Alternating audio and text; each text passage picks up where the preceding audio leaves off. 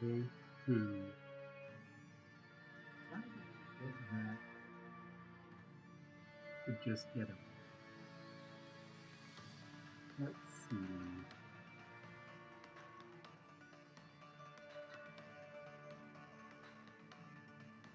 Hmm.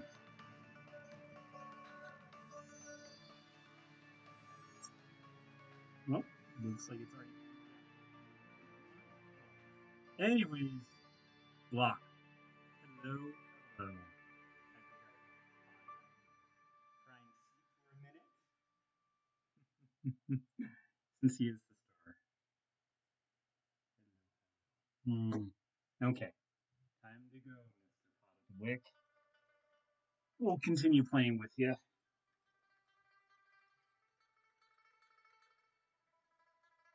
Alrighty. Hello, hello, folks. How's it going? Whew. And it would probably be better if I turned on my headphones. Oh my goodness.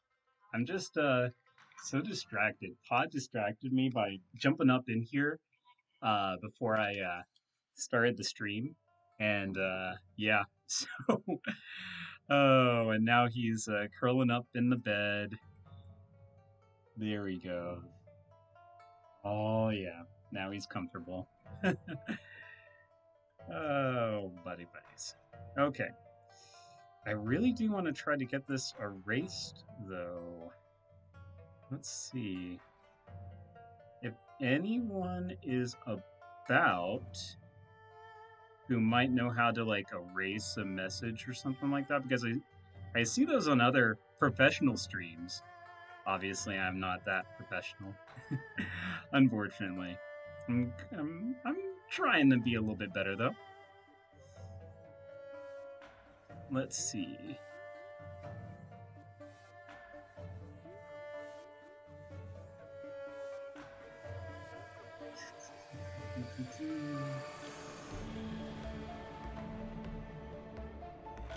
Let's see if that works. Well, clears chat for the room. Where is... Okay. Well, that's fine. I'll leave that as is for now. Sorry, that was just a little irksome to me. I'm going to turn down the volume just a bit, though. Okay. So, yes, hello, hellos. For folks who didn't make it to last stream, which was on Monday, I did make sure to bring caffeine this time for the people that did come. Actually, whoops, need to do one quick thing.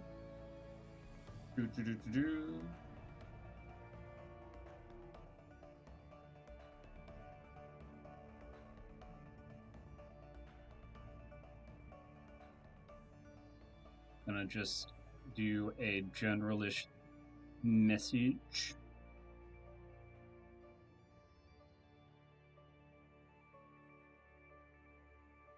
You'd think the extra 10 minutes I spend, getting things prepped up in the background and everything like that would actually be useful, but no, I got distracted when Pod got on the chair, and I was like, oh my gosh, you're so cute. And I took pictures because, of course, I'm that dog owner. Hello, Orange of the Lamnus. How 'tis you?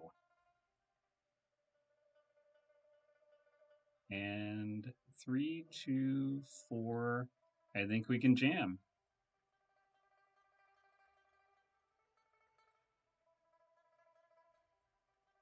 All right. So, for those of you who weren't with us last week, we started the second extended campaign for this game. So, do you want me to dox you? I didn't want to dox you. I don't know how. I mean, not like a lot of people are watching, but I will be putting this up on YouTube. So, uh, but yeah. So basically, we started off in flashback mode when the police woke us up and said, "Hello, Mr. Wick. We have questions for you." And I was like, "Oh man, I can't wait for John Wick to come out." But right now, we're dealing with Pod Wick, uh, which is the doggo. This doggo right here, who is so comfy right now. That's where he stays when I'm working too. So, doing my day thing. Um, oh gosh. Why do I even bother moving this? Because I know I'm gonna mess it up. Anyways, so flashback mode, we had to bust up a bar to get some artifact that they stole from us. And right when we leave out, these special forces guys gas us, and then we wake up in an impound yard. And they had dragged our ship from the first campaign over to where we're at. And it's like, wow, they went through a lot of trouble to snag us, and we're about to find out why. So,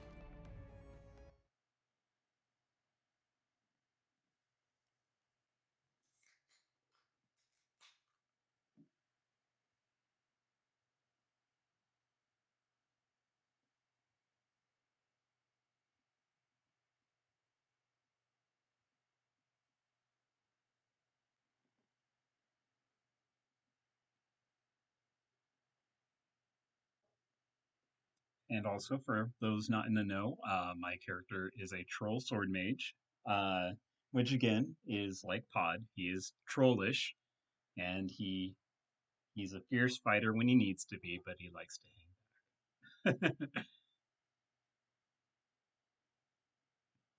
All right.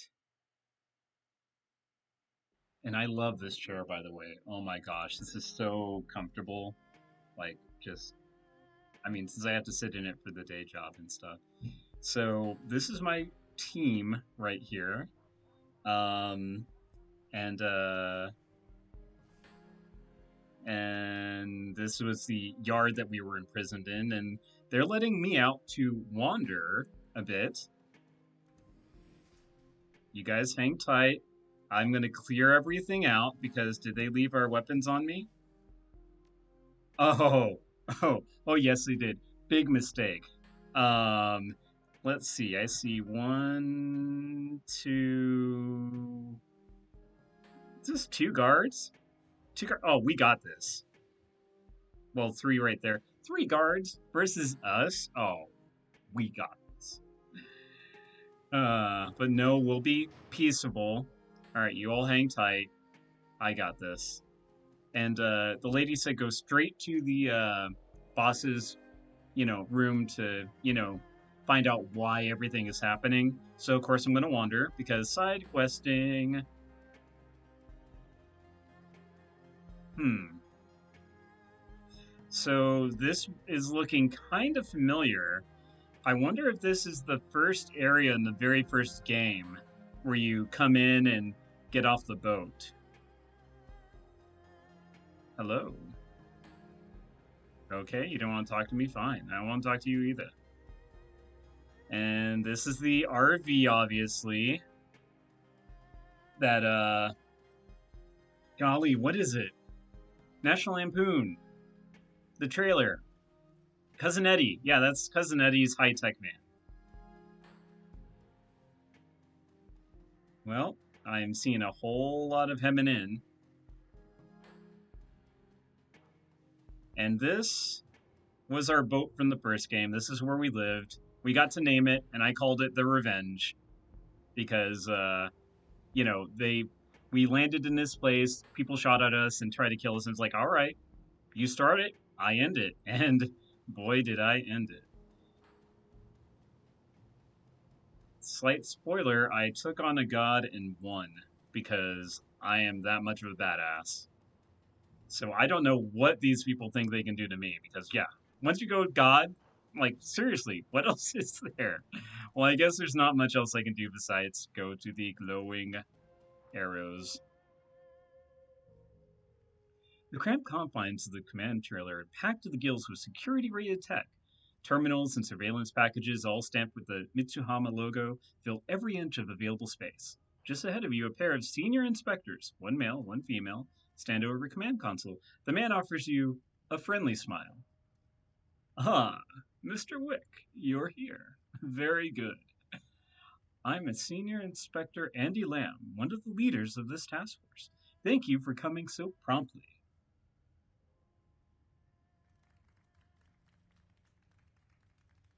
That's weird. Yeah, no, I'm kind of pissed off.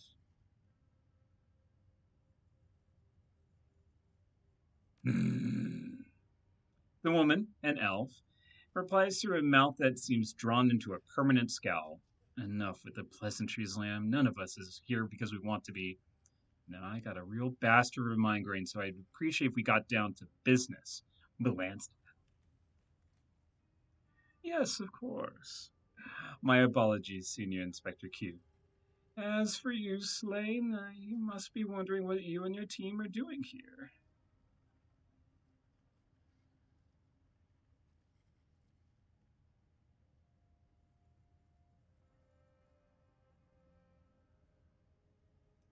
Hell yes, I want to know what I'm doing here. And I hope, for your sake, that I like the answer.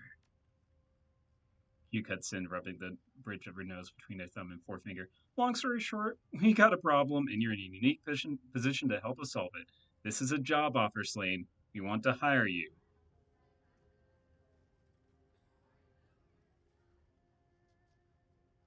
Can't say I think much of your recruitment tactics. I'm sure that you don't, but you can't deny their effectiveness. Go ahead and pull up the file, Lamb. Lamb nods, and his fingers dance over his PDA's keypad. He raises the device to show you what he's pulled up on the display. From the device's tiny screen, a familiar face leers back at you. Lamb holds it to your face for a few seconds, then pulls the device away. You have history with this woman.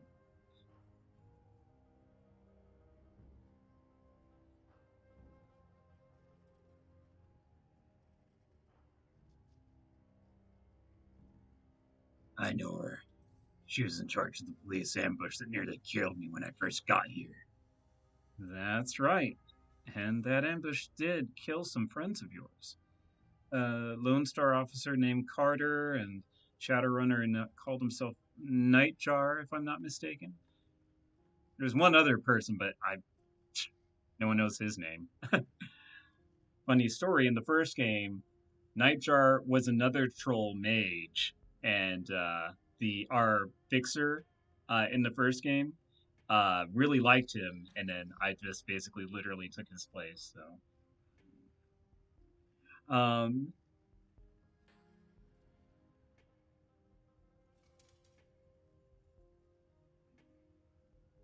let's see. They were friends of friends, but yeah, they were shot through the head in the ambush. Crete's people are nothing if not efficient, and Chief Inspector herself is a highly decorated officer, a leader of the HKPF's Hong Kong Police Forces, Elite Special Duties Unit. Within the police force, she's universally respected and feared. She's also the unofficial face of the Special Duties Unit in Hong Kong media circuit. When they need a talking head for a news broadcast, she's the woman they go to. To your fellow inspectors, Crate is a hero and a role model. You go to bat for her without a second's hesitation. Woman has a lot of pull. She's a big deal, I get it, move on. Key members of the Executive Council believe that Crate is at the center of a conspiracy within the HKPF, that she and her co-conspirators have been working as mercenaries under our noses, taking on illicit side work for profit and tarnishing the HKPF's good name in the process. This task force was assembled to investigate that suspicion.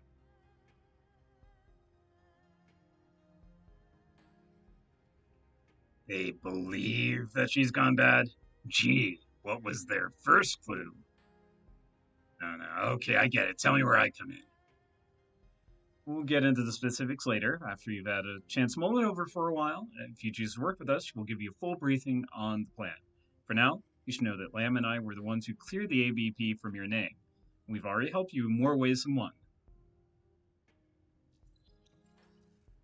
I knew that was going to come back and bite me somehow. That APB should never have been called on you in the first place. We rescinded it to correct an injustice, not to put you in our debt. Now, We understand that the prospect of working with a police task force could feel foreign to you, and I fully expect that you have questions you'd like to ask. If there's anything pressing that you'd like to know, I'll do my best to answer.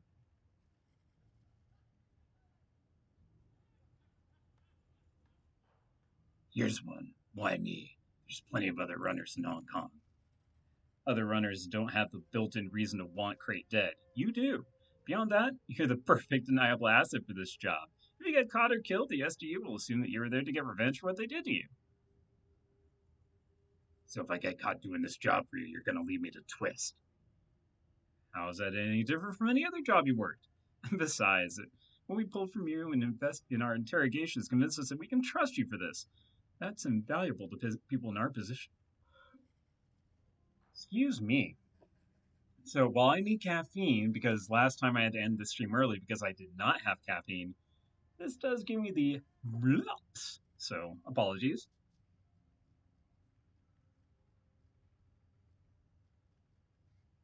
I want to know who I'll be working with if I do this. What are your roles in this organization? I handle the technical side of the investigation, decking, information monitoring, control, surveillance work, that sort of thing. Q is on loan from us is on loan from Mitsuhama Corporate. She's a cop just like I am, but her primary responsibility is safeguarding the company's image and financial interests. So we got a cop and a company woman. Gotta say, sorry for me to choose which of you I trust less. I hope to change that slang. In the interest of full disclosure, we are both technically Mitsuhama employees. The Hong Kong police force is owned and operated by Mitsuhama. The company is obviously concerned with what's happening here, so they dispatched me to help them lead this investigation. Consider me a corporate liaison and here to bridge the gap between the suits and the uniforms. Sounds thrilling. Pays better than walking a beat. How the hell do you get my boat here without kindly Chang stopping you? What makes you think that she could stop us? The Yellow Lotus is powerful, but we have a navy at our disposal. Navy? What'd you do, attack Hoi? Of course not. We made a token show for us, and that was that. Kylie Chang doesn't want the Marine police parking a Sea Panther off the Hoi docks any more than anybody would. As highly as she might think of you, she wasn't about to risk a shooting war to keep us from towing your houseboat. Tell me this impound lot is located. I want to know how far from home you've taken me. We're nearer to Aberdeen than we are to Hoi. That's about all you need to know. Secrecy is one of our most important tools for survival, Slane. We can't give you an exact address. Yeah, that's not going to happen. I'm done asking questions, so what's next? What's next is that we let you go for now. Take some time, think it over, and come back when you're ready to seal the deal. After you've accepted, we'll go into the details of the run.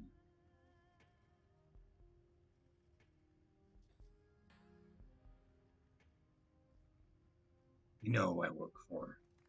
You know what would happen to me if I agreed to work with the cops. It's very much in Yellow Lotus's interest that this issue be taken. Oh my goodness, rating. Hello, Coos. Hello, Doofish. How's it going? I am in the process of doing a Shadowrun Hong Kong campaign. This is the part 2 campaign, technically. The first part, we land in Hong Kong, get shot up, get revenge against a bunch of people, and kill a god. So, yay! You think, how can it get any harder than a god? Well, we're about to find out.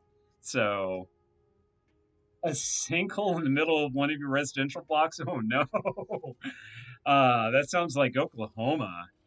Seriously, there was this one spot in Norman, I think on just like one of the streets. You're in Canada, so you don't know Oklahoma. Anyways, yeah, it was just like this huge pit in the middle of everything. And it was like, oh, well, that's fancy. That's great. So, anyways, Uh, so the part two of the campaign starts off with us getting captured, and we flash back to the night before that, and we had to shoot up a bar to get this artifact. As we're leaving, we get gassed up by these super sneaky soldiers, and then wake up being interrogated. So right now, they're trying to convince me, the cops are, to work for them. It's a feature lake. Oh, oh gosh, that's hilarious. I am gonna have to check that out.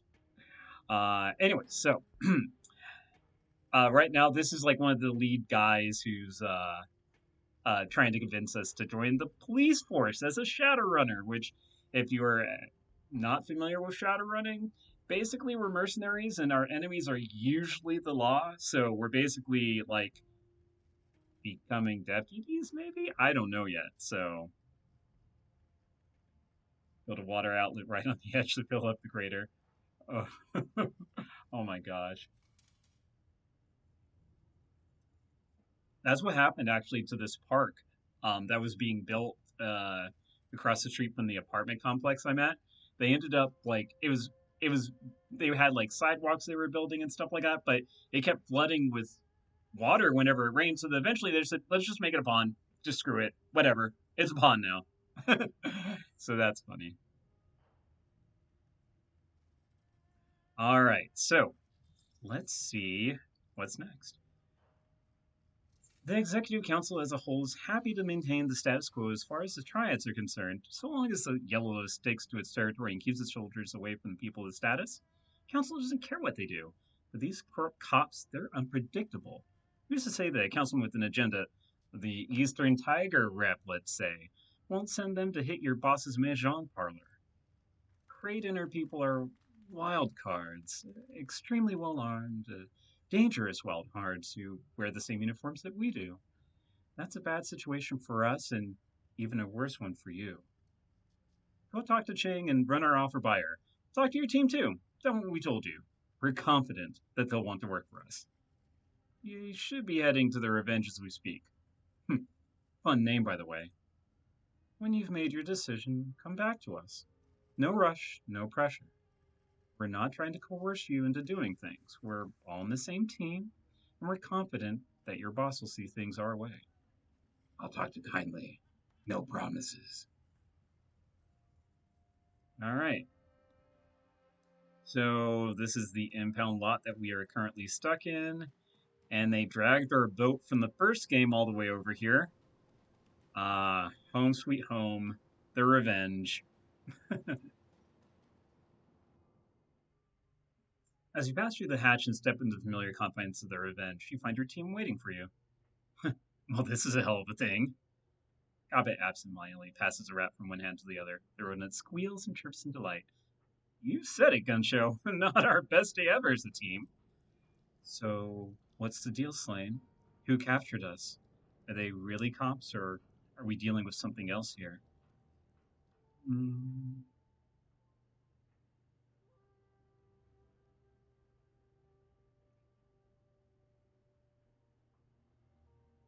mm.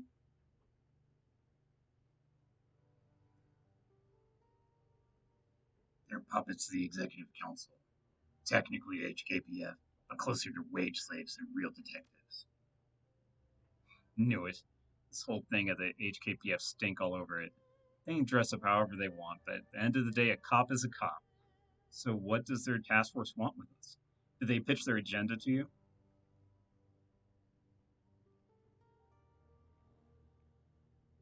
Funny enough, I think this whole thing is going to work to our advantage. Oh? In what way?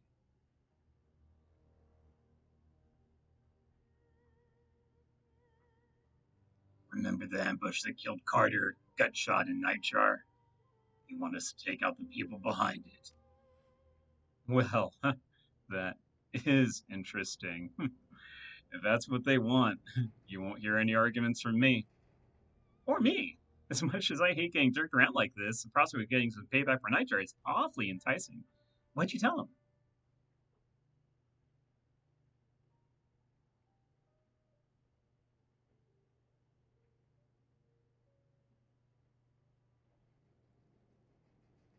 Fed them a line about needing to check in. Mostly I was testing them. I wanted to see if they'd let me walk. And they did. Just, not very far. Hey, I'm headed to the boat. That's something. There you go. Take your victories where you can find them. So, Pod, what's our plan now? Please tell me that you got one.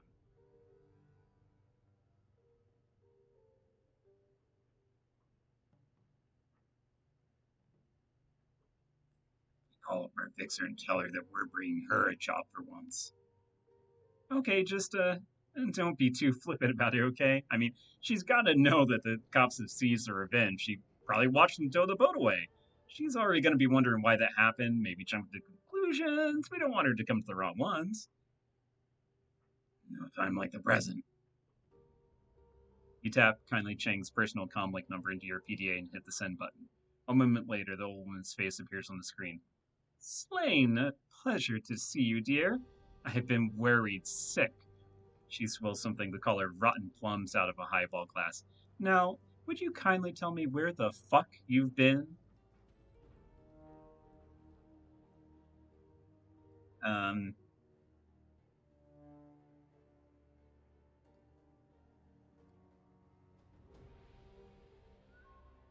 Indisposed. I was trapped in a long, awkward conversation with a police interrogator. ah, I see. You're calling me from police custody?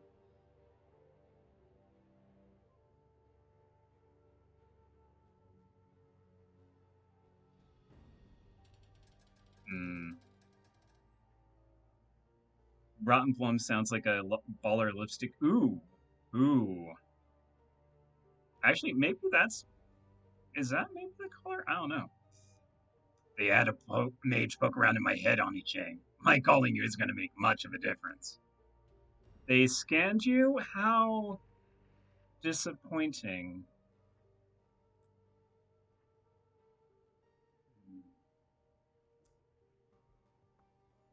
Mubaki, get me out of jail.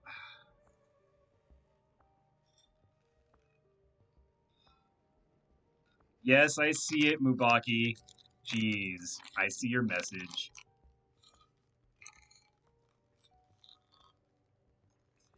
Uh, Tell me exactly what they said to you.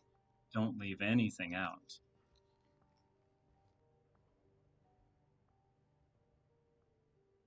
The people who have me aren't HKPF rank and file. They're working directly for the Executive Council. The leaders of the group are called Kuyu and Lam, Onisheng. That's what the sergeant at Holding Pen said. They're senior inspectors. Those won't be their real names, dear. Not if they're letting you contact me like this.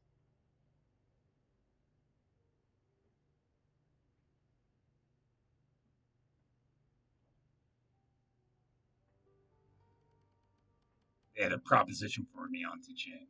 Actually, no. It doesn't matter what their names are. They want to take on the SDU. They want my help doing it. Huh. She lifts the glass to her lips and takes another slurp of the dirty, viscous liquid. They're after the filth who ambushed you, then. The ones that killed Nightjar, my love. Oh, I'm sorry, that wasn't in the text. Sorry. And Carter. Nobody gives a fuck about Carter. You should know better than to interrupt me by now, gun show. Be a good boy and keep your mouth shut. Duncan clenches his jaw. He's clearly furious, but he says nothing. Gosh, that reminds me of like, nobody cares. No one cares, Jerry. God. All right, I want you to go along with it. Tell them that you'll take the job with my blessings. I suppose that follows. You did love Nightjar, like you didn't say. That isn't what this is about. She looks into her glass, swirling the liquid inside with a flicker of her wrist. Not entirely. I've always wanted to get a runner into one of the HKPF's secure facilities, but it was never in the cards. Now here comes this task force inviting you in. If you can avenge my sweet Nightjar's death in the process, well, so much the better. Understood. Any special instructions that you want me to follow? Be smart. Do nothing that could endanger the Elders or myself. Or report back to me if you see anything that could constitute a threat. Above all, keep your eyes open. And do not trust this task force, whatever you do. I always keep my eyes open on you, Chang. That's why I'm still alive. Good boy. Oh, and Slane, I'm sure that the police confiscated the Kong that you procured from Eddie Chang. The one I paid you to retrieve for me? Get it back. He thumbs the button on our PDA and the screen goes black. Well, I guess that's it. We're doing this.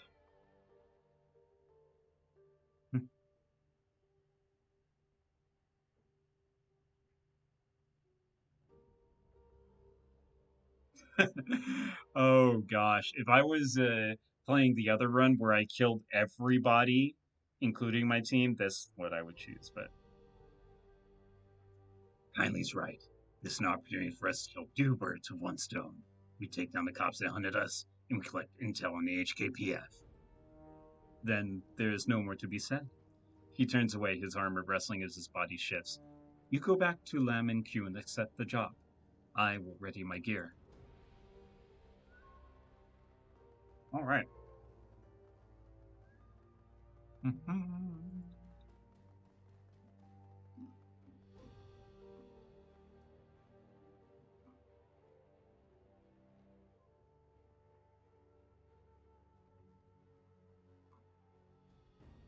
Sorry for reading during stream. I know that is foreboding. All right, we have a new message. Vid of getting better. Oh, yeah. So, depending on which run you do, this... Oh, well, anyways, I'll explain there.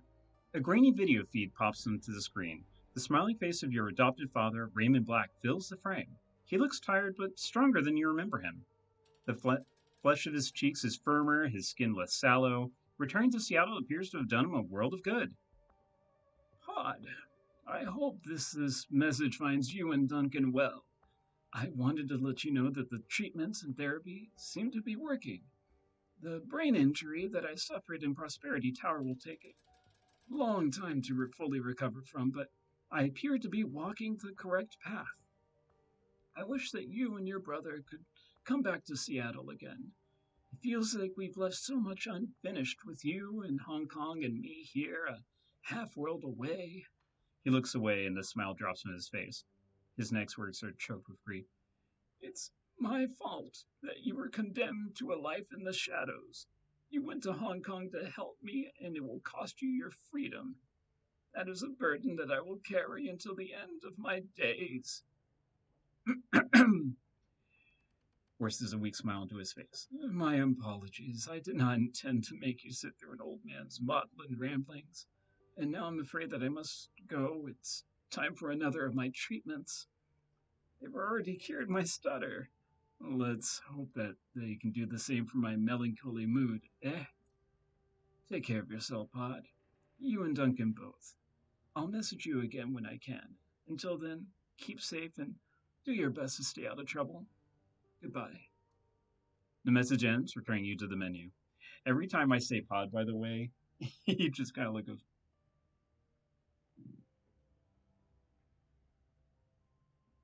Hello, baby. He might start snoring if he gets too comfortable, so apologies in advance. His snores are just like a human's. Like, seriously, like the first couple of nights here, I was like, what is... That can't be text. That's way too loud. Oh, it's Pod. Okay, never mind. Gearing up. From Senior Inspector Lamb. If you find yourself in need of gear or supplies for your run on the Tiger's Den, I feel like we skipped a bit. I don't think they meant for us to read this yet. Speak with Sergeant Lee. He's the task force quartermaster, and he has been instructed to equip and supply you as if you were one of us. You'll still need to pay for your gear, but he has an extensive stock of security-rated firearms that might interest you. Oh, you pay more for the dogger snores. Pod, you need to start snoring so I can get some subs and donations. He's working on it. He snorted at me. If you need medical supplies or cybernetic enhancements, you'll find automated kiosks in the yard that can serve your needs. For anything else, I'd recommend talking to Captain Jomo. He can supply you with whatever we can't. I only ask that you keep your business between yourselves and that you leave me out of it.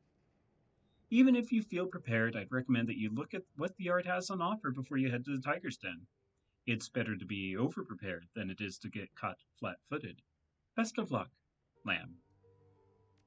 I have negative one unreadness. Oh, that's kind of funny.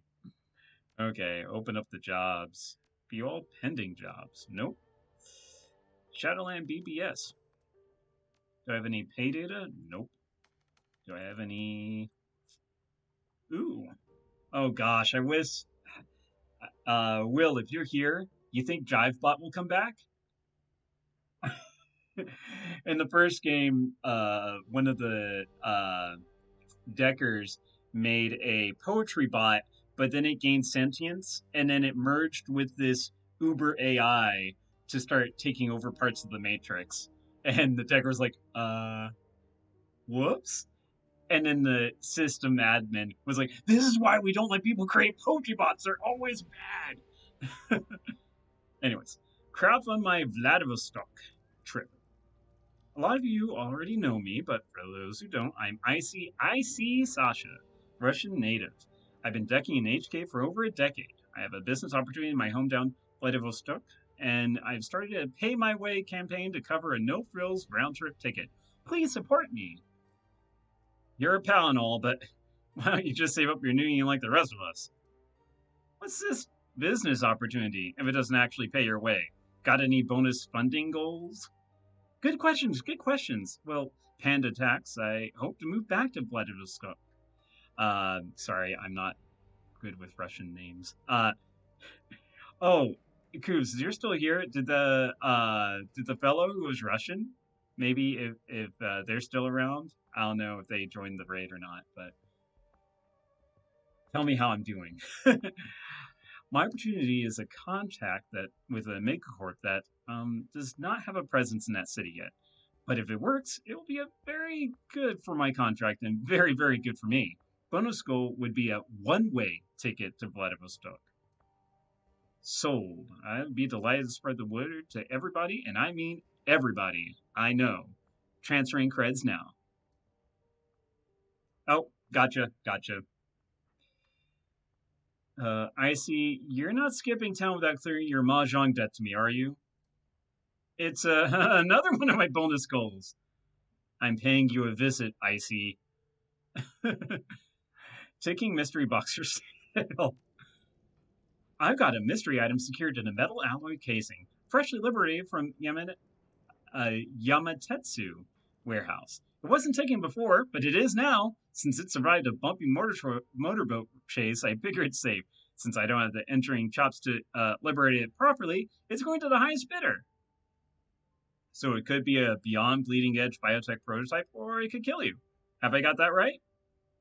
If you don't like it, don't bid. I do this all the time, man. People love surprises. It's fundamentally no different from a grab bag. Except for the possible death part. Seriously, here's flunk down Nguyen on unidentified stolen goods. I got the winning bid on a Fushi rattling container. Giant box of Allen wrenches.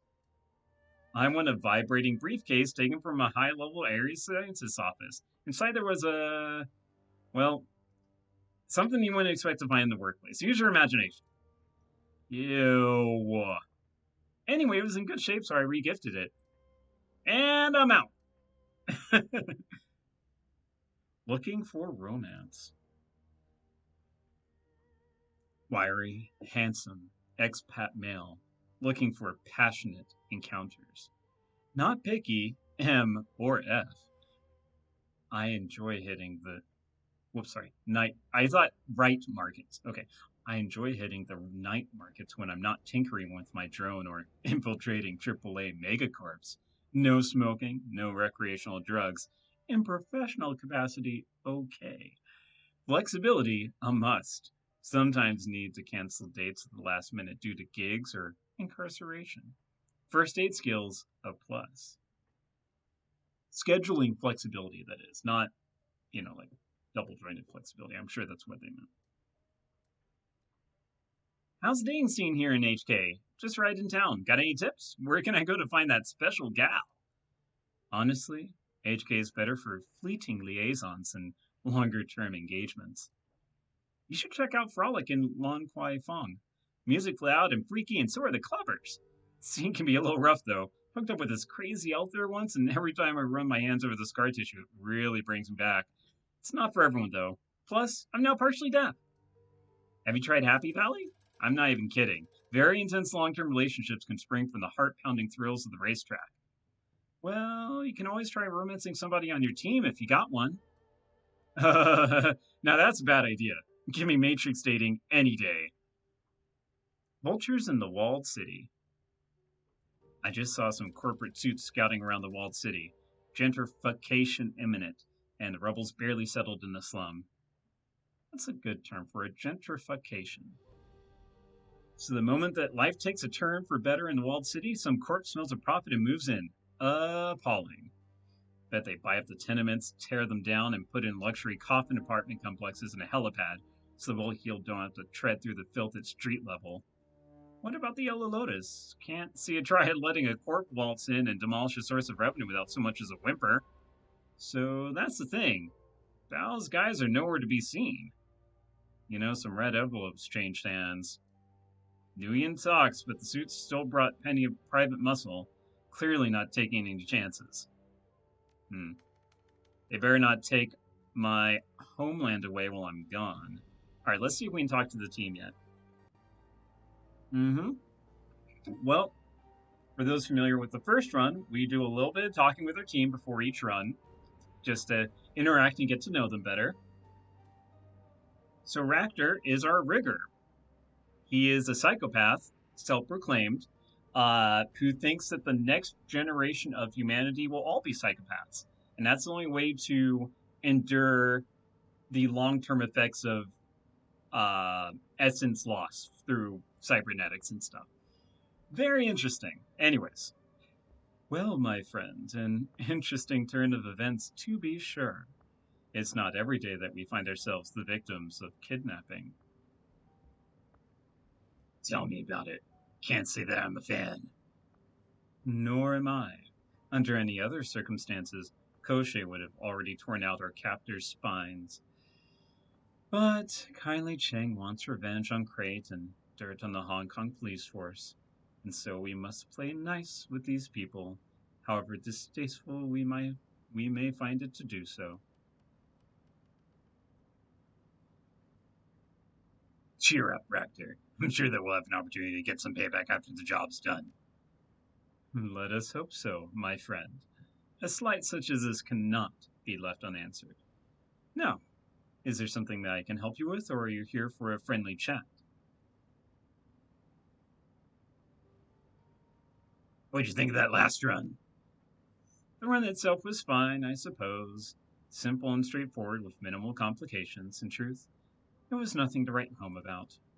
You already know my feelings on how the job ended, and the predicament that we now find ourselves in.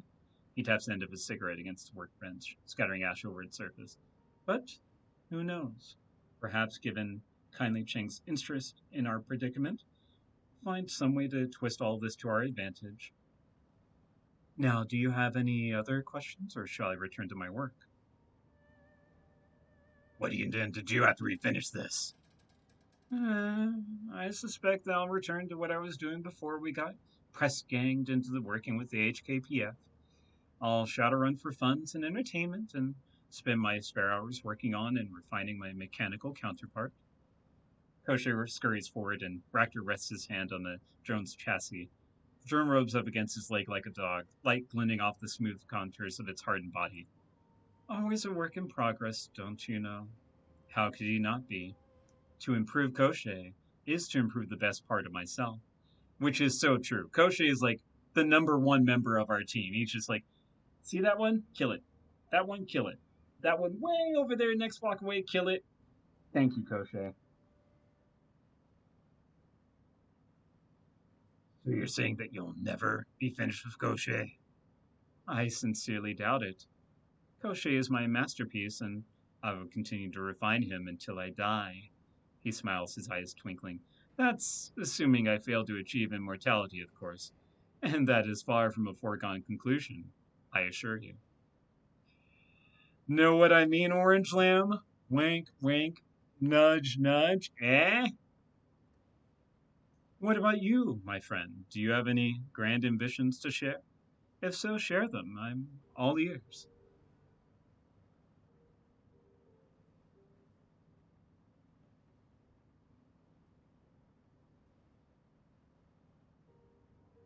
Ambitions? No. But I think that after this thing is over, it might be time to make a change. Far be it from me to dissuade you. Adaptation in the face of changing conditions is a good thing, as it has always been. That said, I hope that your change doesn't take you away from this group. He gives his cigarette a tap.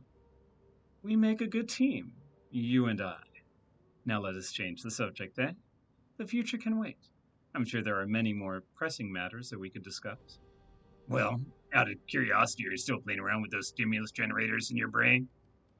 I wouldn't say that I was playing around with them, no. I'm constantly using them to fine tune my brain's stimulus responses, of course, but that hardly constitutes play. Yeah.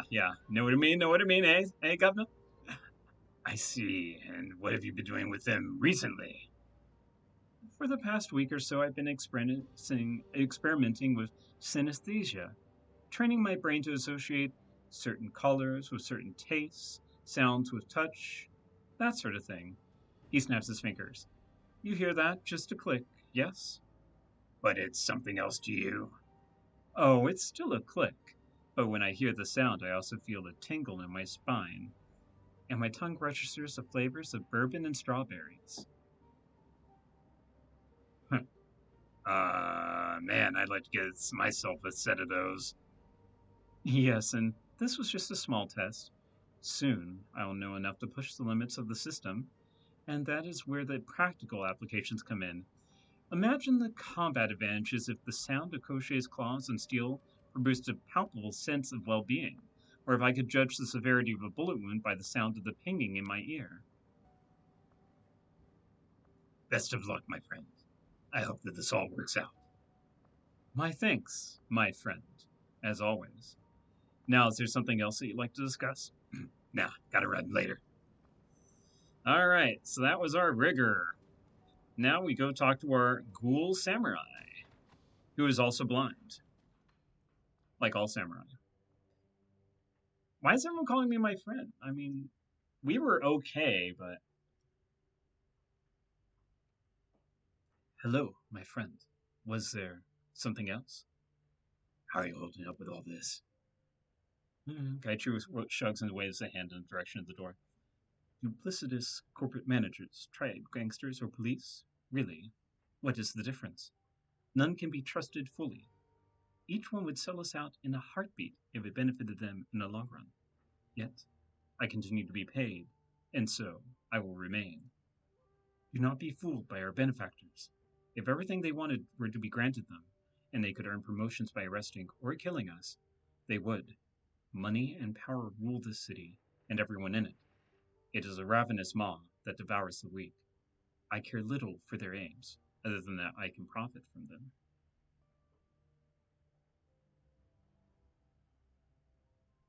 He wasn't around for Crate. I'm not a fan either, but at least it's work. Yes, that it is. My only concern is what will happen when the work runs out. Will promises be honored, or will our benefactors, as is all too common, become our betrayers? Which is what happened to him. He was working for government, and then they basically turned on him and tried to kill him, which is where I came in because I was the one paid to hunt him down. I'm like, You're a good guy. You want to go kill the people that try to kill you? High five. Ghoul lifts his chin, taking a deep breath in and through his nose. Will you go? I will follow. My only counsel at this time is to be cautious, watch your back, and be prepared to have a way out. What do you think of our benefactors? I wonder if they did not overstate the danger of Crate and the Specials Duty Unit. I do not fear much, especially not a SWAT team. I believe that they are overstating the danger that she posed to us during the riots. Certainly, she is dangerous, but then so are most of the enemies we have faced. Consider it. We thwarted a AA corporation, survived a police APB, and stared down a god of death from beyond the depths of known astral space. The SWAT commander seems to pale in comparison, don't you think? As for our benefactors, keep your eyes open. For all of her foul-mouthed posturing, I have admired Kindly Cheng's insistence that we trust no one but her. I do not trust Q or Lam. Lam's enthusiasm is cloying and false. Q is a corporate soldier, and would no doubt execute us without a second thought if she were ordered to. If they try anything, you'll handle them. So long as we can free the Revenge. They've chained it down fairly well. It would sink quickly if attacked. Keep your eyes open. That's all I am saying. What do you think about the last one? Try fusing through a riot to retrieve a jade artifact for a triad boss? Please, invent a time machine and tell me if several years ago that my life would be this way. I would have laughed in your face, and then been made to look a fool when the prediction came true. I could have used that manner of reality check, I think. Tell me, were you surprised at the police being willing to kill unarmed civilians? By the way, this game was made in 2015. Social, political commentary.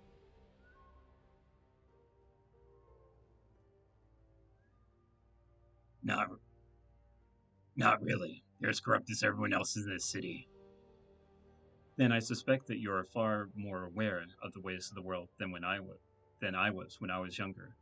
The only difference between the HKPF and corporate security detail is that the HKPF receives marching orders from multiple masters.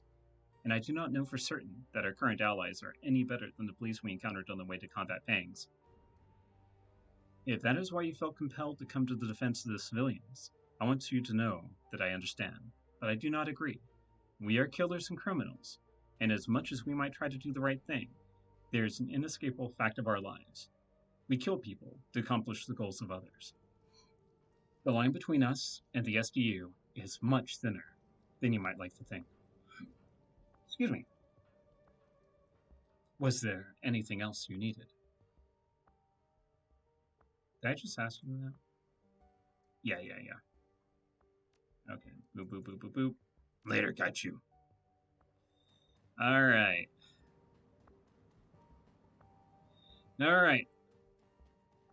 Few more people to talk to, and then hopefully we'll be on our way to the run. Do I have anything stored in my stash that I could use? I'll take that since I had to use another revive pack. All right. Let's see. Hello, Duncan. Make it quick. Make it quick, will ya? All right. Bye. Yeah, we never really got along in the first game. So, even though he's my brother, I never took him on any missions. I was like, stay home. All right, Isabel raises her visor. What's up?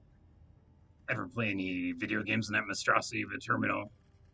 Fuck no. The octopus isn't for games. And besides, I have better things to do than fight make-believe digital enemies. Fighting real digital enemies is way more satisfying. You've never played a game on an octopus? Not ever? Not a video game? No. Like I said, I'm not a fan. That's gotta be something. If you could play any kind of game right now, what would it be? Hide and seek. You go hide, I'll stay here and count. To 1,000,000 in binary. Killjoy. You asked. What'd you think of the last run? We really botched that one, didn't we? Literally walked right into the cop's hands. She clucks her tongue, the regret plain on her face. She doesn't bother to hide her sarcasm. Couldn't have imagined a better outcome.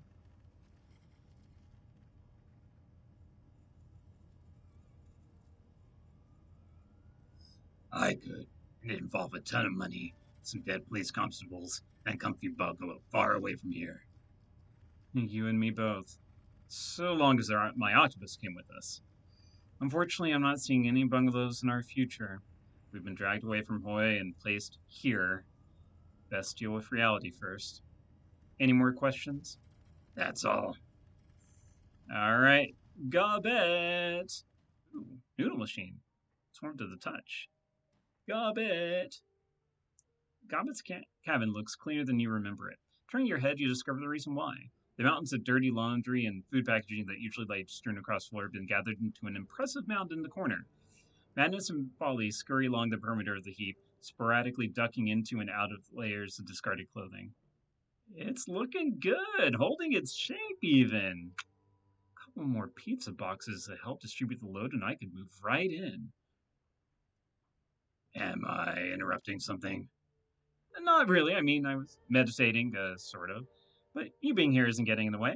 She frowns, waves a hand, she's vicious for the right words. You know, it's like I'm communing with Rat, getting my head right. Considering all that's just happened, it seemed like the right thing to do.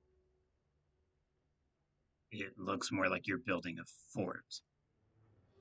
It's a nest, jackass. You know, it's like a safe place. Something I can burrow into and hide. My totem, she's isn't really into the wide open spaces, and the only thing she likes less is captivity. I gotta say, the whole getting gas and waking up in a cage thing is me a little on edge, so I'm making myself a solution. She gets to the base of the mound of clothing. The entire thing shudders and collapses in a heap on the ground. Looks like it needed more cardboard. Hey, egg turret. Frowning deeply, she gives a sigh. I broke my fort. My kingdom for a couch cushion, you know. Maybe a nice ottoman. Ooh, something that can support more weight. I'll keep my eyes open. Maybe one of the boats have been pounded here as a futon or something. No, it's okay. Don't bother. She turns away from the now ruined pile of laundry and refuse, rubbing the bridge of her nose between her thumb and forefinger. Magic's gone anyway. So anyway, was there something that you wanted, Seattle? So I'm all ears. Hey, Gobbet, is that the DECCON noodle extruder? Yeah? Yeah, I think it is. What's it doing here? Your guess is as good as mine. It sure as hell wasn't in my cabin before we left for combat pangs, and can't imagine why the cops would have put it here. Maybe it followed us home from DECCON. So, actually, funny story, in the first campaign, when we're at DECCON, everyone's in line for this noodle thing, and it keeps on dispensing noodles and stuff like that. Even though, like, the people who are running the convention are like, we didn't authorize this vendor to be here. We unplugged it. It's still making noodles. It's possessed, isn't it? And then the guys who used to run it said, yeah, don't mess with it. Just let it be. It just comes every year, then disappears after the con's over. Just let it roll. I would love one of those. I'd go for some noodles. Fire the thing up and make me a bowl. I don't think we can. I tried pushing the buttons and nothing happened. I think it's waiting for something. Waiting? For what? I don't know, right? I don't know. Let's just change subject, okay? Maybe if we ignore it, it'll go away. How are you doing with all of, this? I don't know. Not as well as can be expected, I guess. How about you? How are you dealing with it? You got it worse than any of us with a magical torture and your knight locked in a box and all. Don't worry about me, Gobbet. I'll be fine. Hands on her hips, she gives you a single solemn shake of her head. Sorry, can't help it. You're a friend, so I worry. It comes as part of the package. With that being said, I do believe you when you say that you'll be all right. I think we all will. I mean, if we can see what we saw in the walled city and come through all right, we'll do the same here, right? Right. Of course I'm right. We're certified Yama King killing badasses. We'll be fine. Gotta run later. Yeah, seriously, we did kill a god. Or basically banish it, or whatever, in the first game. So, really, police do not scare me at all. Okay, I guess we're going back in here. Welcome back. Did you talk the job over with your crew? And my boss. We decided to help you. He rubs the bridge over his nose between the thumb and forefinger.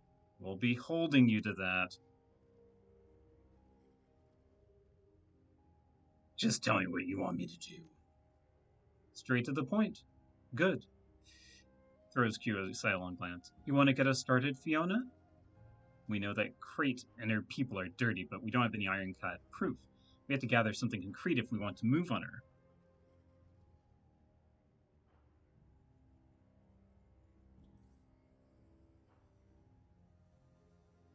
Yeah, don't ask stupid questions because I would have already thought of that. Got it. Keep going. Lamb acquiesces with a nod of his head. She's right. What we need is tangible evidence of Crate's wrongdoing. Financial records, written communications, video feeds, that sort of thing. We know where that proof is being held, but we can't get into it without tipping our hand. That's where you come in. So this is going to be a covert op then. You don't want things to get loud. Personally, I prefer if you didn't lay waste to a police station, though Senior Inspector Q may beg to differ on that. That said, some conflict is probably going to be unavoidable no matter what you do. And we're getting a step ahead of ourselves, so let's take this back a step. Crate likes to keep her people close to her. They've consolidated their power to a single police station on the harbor.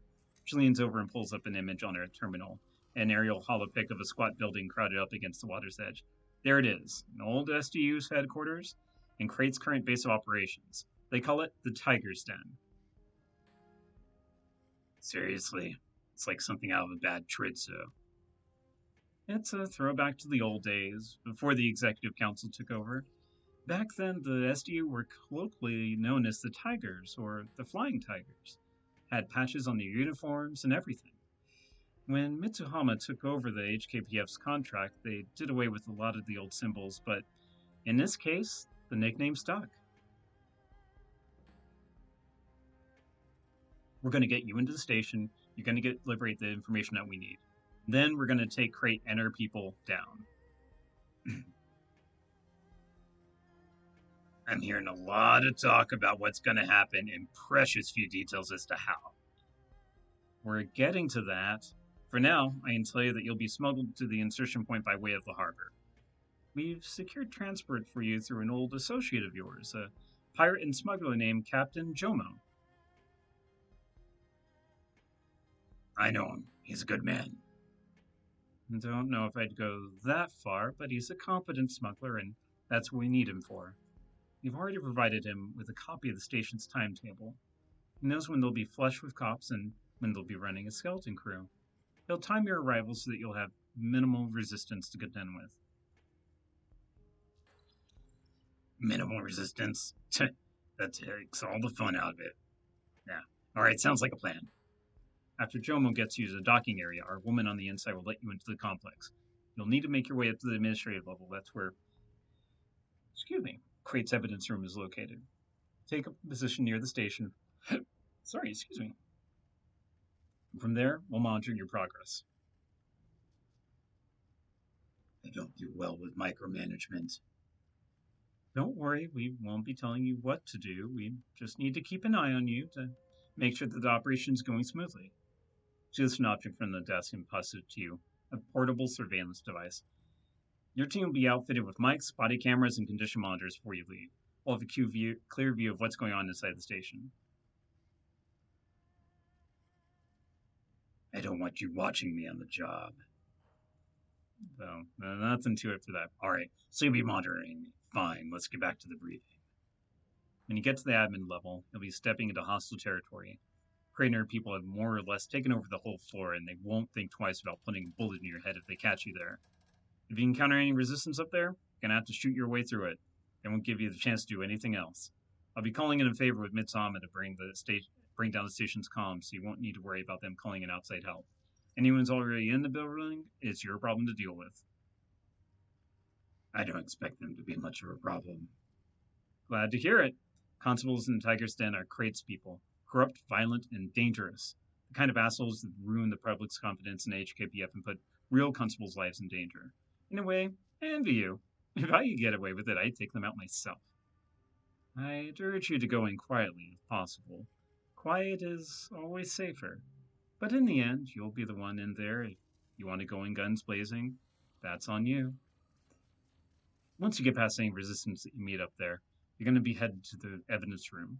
Proof that we need should be stored on a disk in there or maybe in a terminal. You'll be looking for a log of bribes accepted by Crate and STU. We could also use any other proof of corruption that you can find. Transaction records, archived communications between Crate and their clients, that kind of thing. We'll pull the evidence, get back to the boat, and return the package to us at the impound yard. We'll analyze it, and once we're sure that we got her nailed, we'll make our move on Crate. All right, so I find the evidence room, grab the data you need, and get back to Jomo. He'll bring me back here to hand off the data. That's about the size of it. Think you can handle it? Guess we'll find out, won't we? You'll be fine. You made it through the walled city. You can handle the run on a police station. If you need gear, talk to Sergeant Lee out in the yard. He's our quartermaster. I'm sure that Captain Jomo can hook you up with anything that Lee can't, including any additional personnel that you might need. The good captain asked about you, by the way. Wanted to have a word about some side work? That okay with you? You won't try to stop me from doing my own jobs on the side? As long as you keep them quick and concise, you can do your own thing. We won't interfere, but our trust has its limits. Don't even think about turning against us or sabotaging this operation. You won't like what happens if you do. We'll wait on you to launch the operation. We're on your timetable here. When you're ready to go, talk to Jomo. We clear on that? This isn't my first rodeo. I know what to do. Good. We'll see you at Crate's Compound then. Alright, let's go buy some stuff or see what there is to buy. I don't have a lot of money. I spent a lot of it on cybernetics and upgrades before the last mission last game.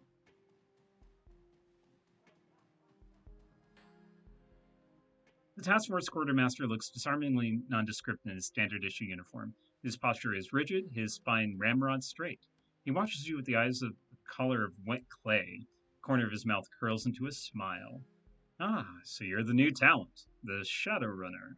The brass told me you got clearance to buy here, so your money's welcome. If you need supplies, I can outfit you for a reasonable price. He gestures at the array of gear behind him. There are racks and racks of weapons, all neatly maintained. Off to one side, a pile of reinforced Duraplast crates catch your eye. They all bear the HKPF's insignia, but you can see stickers on their casings. Mijama, HK, Ares Arms. They look to be military surplus. Can't sell you everything, of course. There's some gear back here that's technically off limits for someone with your clearance level. Have a look, though. See if anything catches your eye, and if you're cleared for it, we'll talk price. What's in the crates over there? That's the stuff I can't sell you. Not technically. We're talking about the big guns, the heavy ordnance, that kind of thing. He leans forward and lowers his voice. Of course, it's possible that an item or two could go missing, or that the numbers on my inventory sheet could be wrong, and the odds of that happening might increase if you did me a favor. Just cut to the chase and tell me what you need. A friend of mine is in trouble. Bad trouble. I'd be first in line to help him myself, but my hands are tied. I know exactly what happened to him and why, but I can't intervene to save his life. You help my friend, and maybe I'll forget to carry the one that I'm writing out my next inventory control sheet. I've already done the legwork. You finish the job for me and see to it my friend gets the help that he needs, and there'll be a nice payday in it for you. And maybe a clerical error or two related to the gear in those crates. You'll still have to pay for the gear, but I'll do the work to make sure nobody notices it's disappeared. His fingers dances over the touchpad of his PDA. Screen flashes twice in response. Just forwarded you the pertinent details. You'll find them on your mission computer. Please don't drag your feet on this. My friend really is in terrible trouble, and you won't have to hold out much longer. We'll see. Thanks. Now, you want to look at any of the gear I've got on the rack? It's up to you, pal. Just say the word. Tell me a little bit about yourself, Sergeant. Don't really think there's all that much to say. Been on the force for 22 years now. I've been loaning out gear for most of it. Got a wife back home, couple of kids. So that's about it, really. Look, I've never been one for small talk. You want to talk about armor or armaments? What kind of secure tech fabric is best for stopping a ceramic knife? I'm your man. If you're looking for anything else, though, you're barking up the wrong tree. I'm not trying to be unfriendly, mind you. I'm just not a people person per se. I was only asking to be polite. Wasn't really interested anyway. Suit yourself. So you have business here, or Let's continue with the small talk. How'd you get involved with this task force? got assigned to it the same way that most of the constables here were. Believe it or not, this wasn't a volunteer assignment for most of us. When the executive council hands you an edict, you follow it. Need supplies. Let me see what you got. What can are you interested in? Oh my god. What can are you interested in? What do you have in terms of armor? What do I have right now?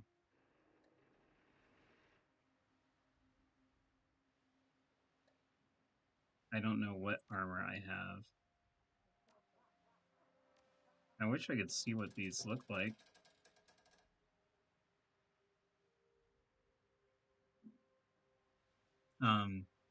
I like what I look like though. Yeah, let's see. Here are magic items.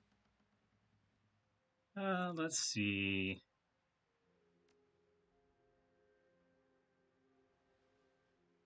Are these cheaper than what I got? Hold on. Okay.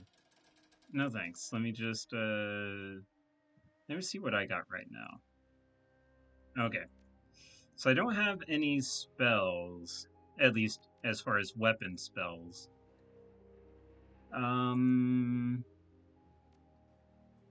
Okay, no, I like that. So I'm gonna see if he has any.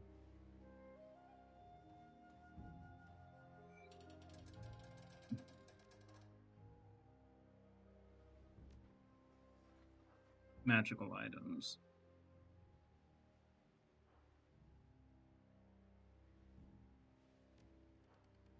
Let's see. Yeah, I won't be able to get those. I'm already maxed out on spells anyways.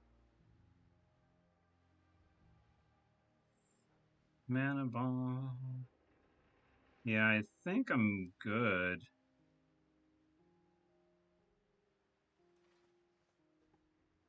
Yeah.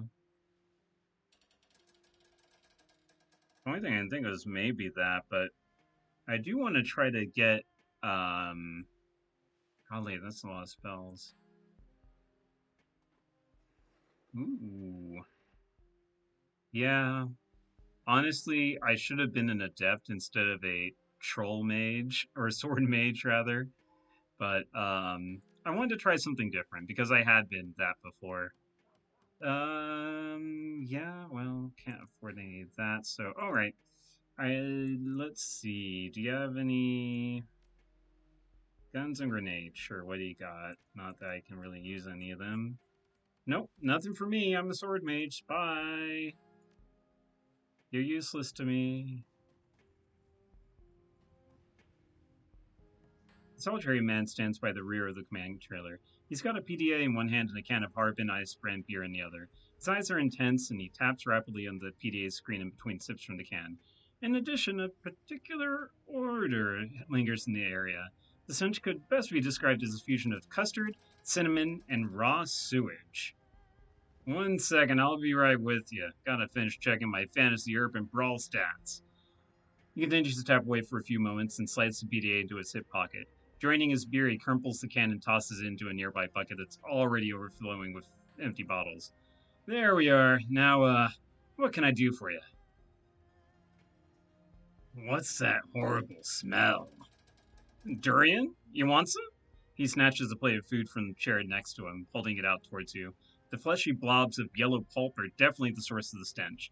As the plate gets closer, other smells assault your nostrils: cheese, raw ethanol, rotting onions, raspberries, among others. Are you? You know what? Sure, why not?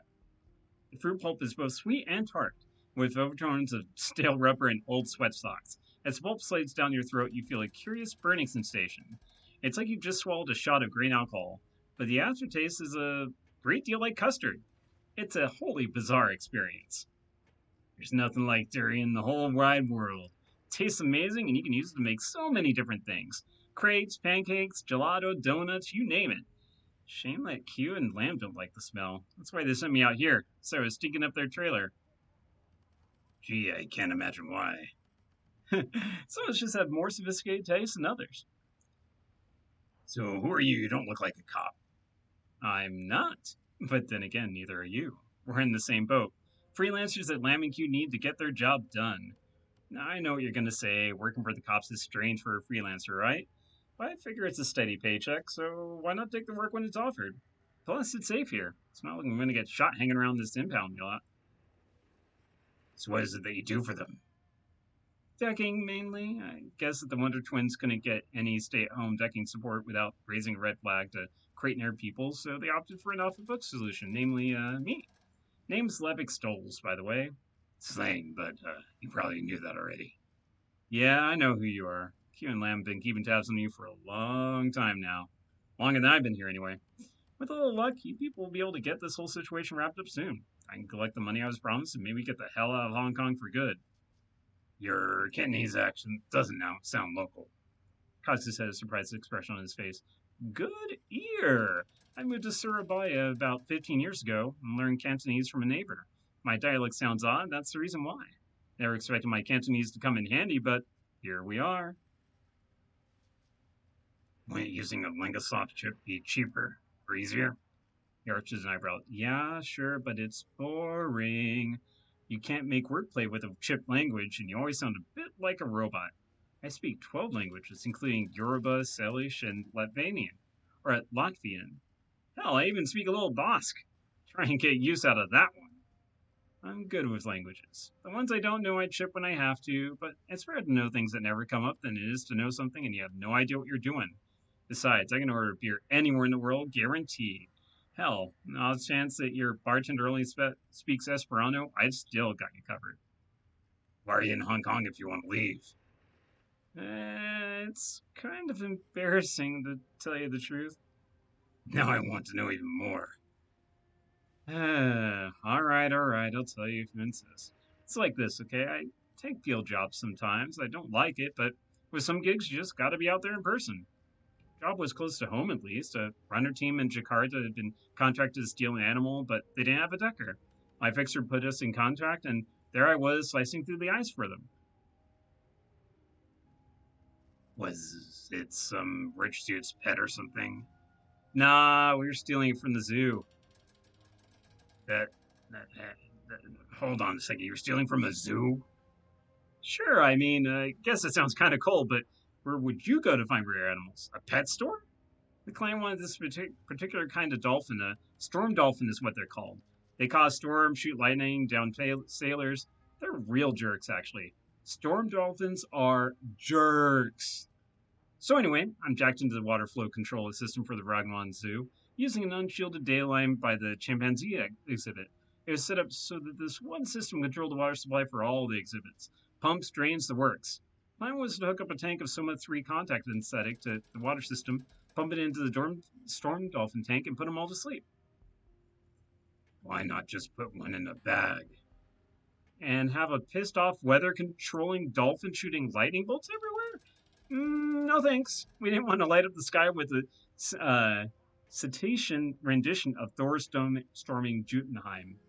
Golly. Mouthful. So everything's going fine so far, yeah? I've hacked the injection system with the zookeepers that the zookeepers use to keep the water within acceptable pH limits for each tank, and Soma 3 is going to get piped in. What I didn't realize was that the chimps had broken up and had been getting more and more annoyed that I wasn't paying them any attention. They've been throwing stuff at me for a while. Sticks, bits of bark, stuff like that. Or as I'm about to start the Soma 3 pump, one of the chimps nails me in the head with a damn rock. Worse than that, When it hit me, it broke my cyberjack's lead off in my jack. Oh. Ouch. I'm shocked to hell and back. That isn't the half of it. Since I was halfway through starting the pump sequence when I got dumped, the system thought I'd given it a half-finished command. So what does it decide to do? Decide that I wanted? To clean the dolphin tanks, of course. So it up and opens the service hatches on the sides of the tanks. Where do those empty out? The walkways, where the team was waiting. Don't ask me why the tank drained into the walkways. It seems like a terrible design decision. So the rest of the team is suddenly bowled over by a flood of seawater and pissed off, man-hating lightning whales. They came streaming out of that tank like a bunch of rubbery Valkyries, chittering and squealing into high heaven. All the while, they were blasting the hell out of everything with lightning. Suffice to say, the debacle was not subtle. A mercurial laser show probably would have attracted less attention. Within minutes, the cops came screaming in to investigate reports of gunshots and strange lights in the sky, and I had to bail out of there as fast as I could. I swear that those storm dolphins were laughing at us too, even while they were flopping around on the concrete. So, team pissed at you? Everyone's mad at me. Team thinks that I screwed them over. All the storm dolphins got killed, so the police want me for that, and the client wants me dead because I cost him his medicine. Sometimes at night, I still hear the squeaking. Gives me chills. See you later, Levick. Try not to break into any more zoos. Yeah, and good luck to you too. Yikes. Bad luck indeed. Alright. Massive titanium chamber with wire-reinforced windows looms over you. The machine itself is cold to the touch. The chill seems to be emanating from the assembly area within. Through the machine, a holographic display provides a 3D view of the cyberware packages that are available for installation. No thanks. I'm a mage. I don't want to ruin my essence. A long surgical bed, illuminated in blue, extends from the kiosk. At the foot of the machine rests a bright digital interface accompanied by the universal medical symbol. The video demo on the kiosk's various medical procedures stops as it senses your approach. The screen switches its display to a generic reading. Automated blah blah blah. Patient recognizes male, troll, adult. Pod of the Wick. How may I serve you today? Choose options marked automated procedures. The red smiley face suddenly turns to a sad frowny face. Scan results show no internal or external damage that requires emergency medical attention.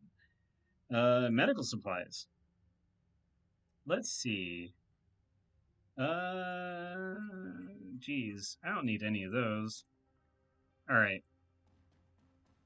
Not yet, anyways. But also, I want to see, where is Jomo? Jomo's got to be somewhere around here.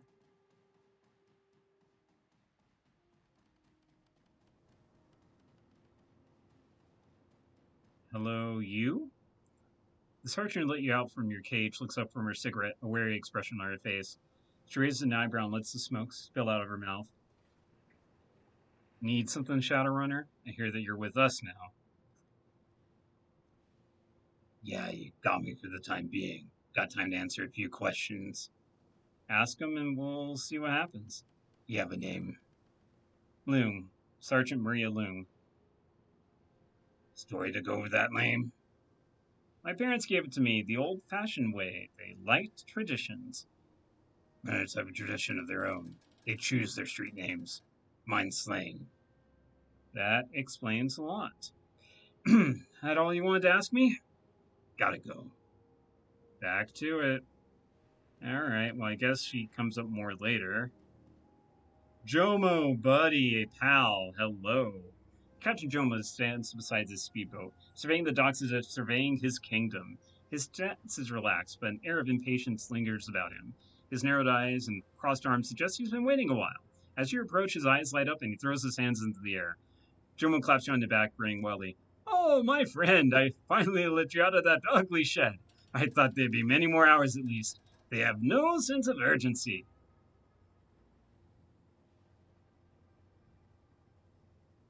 Oh, it wasn't so bad. A little nap, a little chat, some mind probing. Just another day at the office. That is why we are friends, Slane. No matter what the situation, you keep your sense of humor. It'll be good to work together again, even if it's the police who are paying me this time.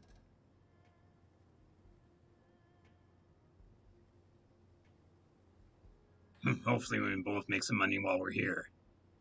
Music to Jomo's ears. If they wish our help, they must grease the wheels with Joss. And my wheels are rusty indeed. So, my friend, how can Jomo assist you? Do you need to ride someplace? If so, say the word and we will be off like a typhoon. Or perhaps you're interested in the contraband, Goods of the sort that your uniformed allies will not provide. I have all manner of unusual things for sale if you have the Nuyen. What kind of unusual things? Drugs, illicit software, even a one-of-kind SIM chips. You name it, and Jomo can deliver. One-of-a-kind SIM chips? Color me intrigued. A single SIM, truth be told. Jomo has no idea where it came from, but it seems something that was custom made. It's a, shall we say, specialty product. I haven't tried to open it up myself, but the label on the chip says ratparty.sim. I do not know who would commission such a thing or why, but I will give it to you for 50 Nuyen. Surely it's a bargain at that price. The mysteries of the rat party is surely worth such a paltry sum. What the hell? Why not? Give me the chip. I'm sure it'll go right in the hands of Gobbik the rat shaman. Very good indeed. You never know when you'll need one of those, yes? Now let us speak of this no more. How else can Jomo help you? Say the word and I will accommodate. Let's see what you're selling, Jomo. All right. Let's see.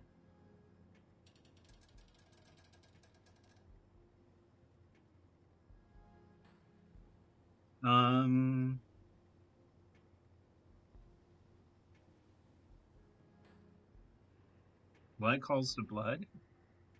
Oh, dang. Whoops. Nope. I can't do it because it requires chi casting.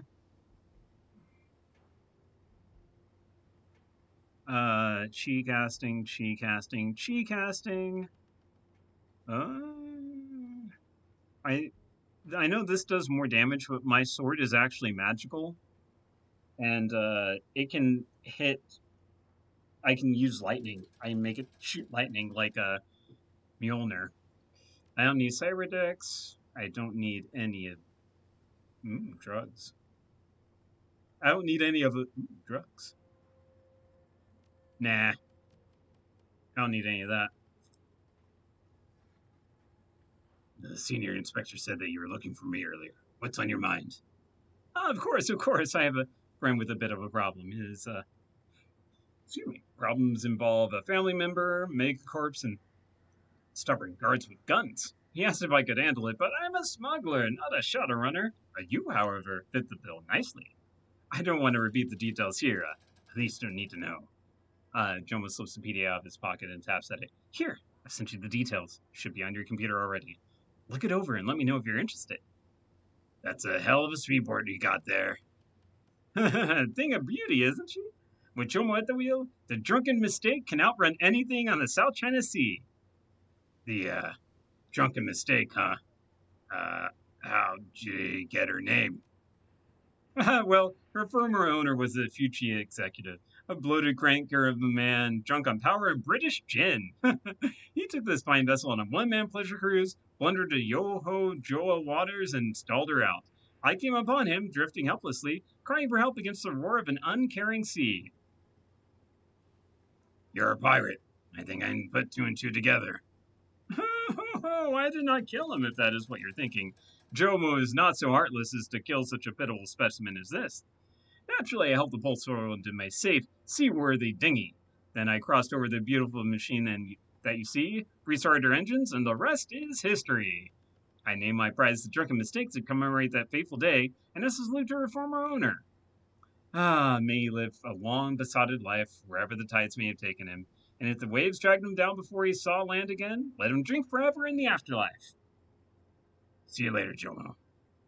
All right, so we're not gonna go, to the we're not gonna immediately go to on the main quest. What kind of what? Oh, good. What kind of RPGer do you think I am? Come on now. All right, let's take a look at our jobs.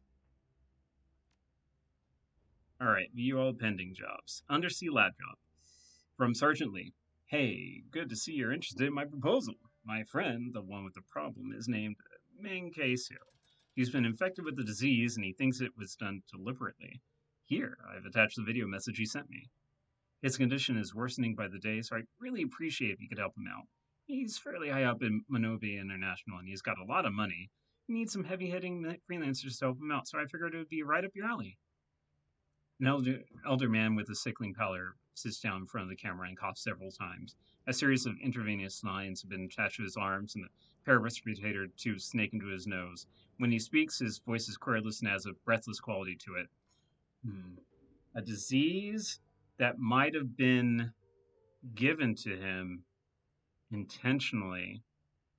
Now he's finding it hard to breathe on a respirator.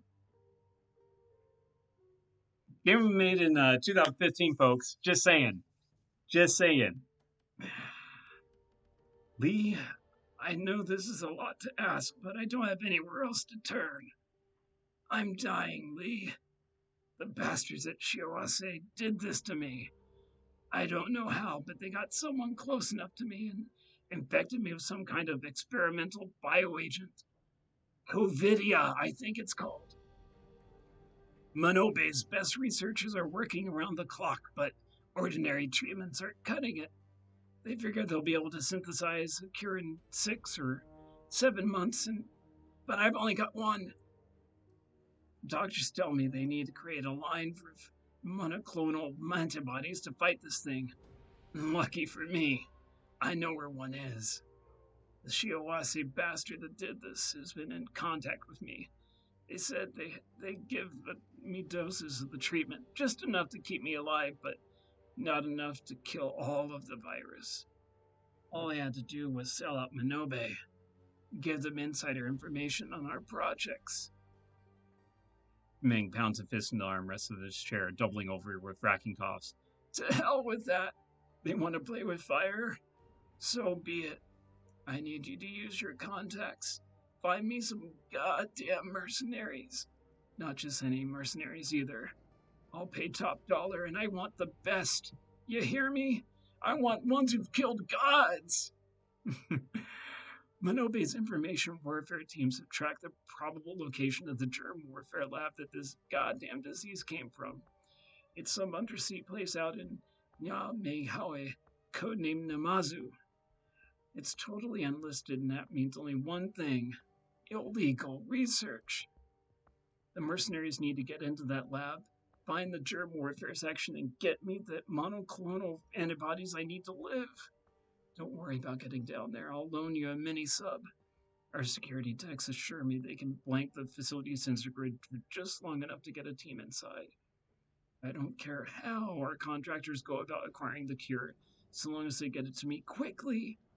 If they want to be a little quiet mice, great. If they feel like blowing the whole facility apart, I'm fine with that too. Just get me the goddamn cure. Let me know when you found somebody. So there you go. His family and mine have been held for a long time, but there's no way that I can help him directly on this one. This is Shiawase we're talking about here. Able to seat on the executive council. They pay my salary, albeit indirectly. Let me know when you decide what to do. Take it. If you're reading this, you've elected to take the job. This automated reply has let Ming know, and the mini sub should be prepped and ready for when you arrive. Go talk to Joma, and he'll take you to the submersible. Prisoner liberation. Oh, my friend, here I am emailing you about the rescue mission that I was made aware of. It's a mega heist of epic proportions, a run on one of the most elite corporate residences and offices in all the free enterprise zone. Ain't nobody pulled a heist like this in a long time. I'm getting excited already. With a big family like mine, we make lots of friends. My second cousin on my stepmother's side dropped me a line last week because one of her friends, a man named Martin Lai, has a big problem. She figures maybe Dermo can help because I have a lot of friends. Friends like you. So I say to my cousin, hey, I smuggle things. I'm no Shadowrunner, but I do know some runners I could pitch this idea to. She says fine. Till then, Martin will pay them a hell of a lot of Nuyen, but they better be really fantastic at this because if Villian dies, it's my ass. No problem, my killer. So naturally, I think of you. Martin Light works for Yamatetsu. Yamatetsu and Fuji Industrial Electronics have been butting heads here in Hong Kong for a while, scrapping over who has more sway through the executive council. I'll make the long story short. Martin makes problems for Fucci, so Fucci kidnaps Martin's niece Lillian. They're holding Lillian Lai in a penthouse at their headquarters here in the FEZ, Icon Tower. Big black skyscraper in Central. Can't miss it. It's a simple job, but probably not easy. Martin can't get his Yamatetsu soldiers inside Icon without starting a corporate war, which is why he needs outside help. Somebody deniable that no one will miss if they die horribly. You, my friend. He can loan us two advantages, though. A small helicopter and a virus he had planted in Icon's perimeter defense systems. My plan is this. We go in via the helipad on the roof, and you have Martin's virus turn off the anti-air defenses. You and your team work fast, get down to the penthouse, and rescue Martin's niece. Brush your ass back to the roof, and we all fly out. From there, we meet with a team of Yamatetsu hired mercenaries who will act as protection team and get William back to Martin. Easy, no? Hey, Brew. How's it going? So, what do you say? Want to break into one of the biggest corporate buildings in the city, steal a princess in a tower, and thumb your nose at a AAA megacorp? I sure as hell do. Yeah, we do too. From Jomo. I'm not here right now, but you should be nearby. Come see me and I will get you to Icon Tower. Boop, boop, boop. All right, so we are going to go ahead and do the prison run, or not the prison run, blah. The underwater lab thing first.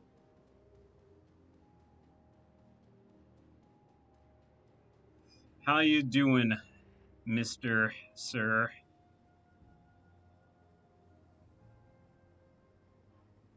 I think it's time to pay Shiawase a visit, Jomo. All right, well, I mean, it's obviously going to be the team of experts. So let's see, I always mess up the order. So Isabel, so she'll tag people first, then Gaichu, then Raptor. And we don't need any of these people because they all suck.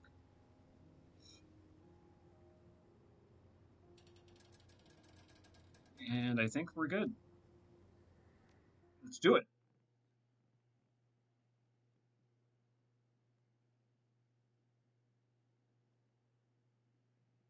I think he might be snoring. Nope, never mind. He's waking up.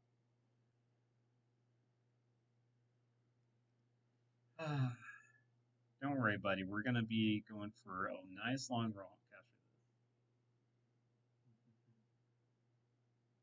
this. Him and his little hoodie. He's like, every time I put it on him, he'll like just sit there and let me just like finagle him and like move his arms and stuff like that. And he's just so nice and patient. Like he's the best dog to put stuff on. He likes it. Yeah, like that. All right, Namazu. The trip to Lee's lone mini-sub is uneventful, as is transit to the area near Hong Kong where Shiawase has built their research laboratory.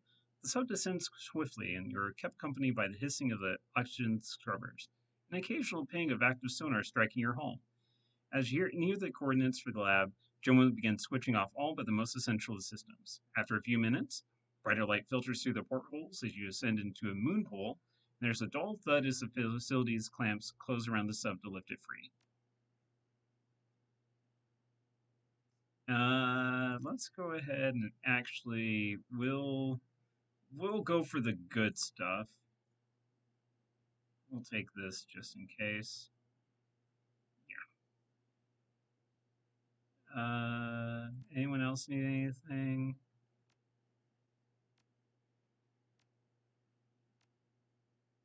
Okay, we're good. All right, now we're finally getting to a run after hour and 45 minutes. Thank you for being patient, folks. Hey, how's it going? You're just in time for us to actually begin a run. If it will go. All right. The submarine base smells like a hospital, antiseptic and sterile despite the presence of seawater. The sharp scent of rubbing alcohol intermingles with the metallic bile of stainless steel, dominating your sense of smell and drawing out everything else. The floor vibrates faintly under your feet, the soft electrical buzz likely emanating from electronics packed behind the facility's walls. You can hear the hum all around you, like droning sound of 1,000 tiny wings.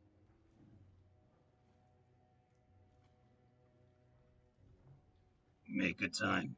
Wasn't expecting to get here so quickly. You asked Jomo, he delivered. Welcome to Shiawase's foremost bioengineering labs. Great location, huh? I'll lock the door once you leave this room to keep our uninvited guests away from our sub. This bay isn't on the same level as the labs, but there should be an elevator that you can take deeper into this sea hive. Some traps too, according to the blueprints. Go, do your job. I will keep the sub prepped and ready for your return. But places like this, they make me uncomfortable. Too clean. Try not to keep Jomo waiting too long. The germ warfare lab is where we need to find. Should be a pretty straight shot from here to there. When slain, places like this aren't known for their forgiving attitudes of their security staff. The guards are probably trained to shoot on sight, so we should plan on shooting them first. We all know what we have to do. Let's get to it. All right. Sweetness. Sweetness indeed. All right, everyone ready? Oh, I was expecting just a whole bunch of people out there. Oh, that's glass door right there. Oh. Are we going? Oh, okay.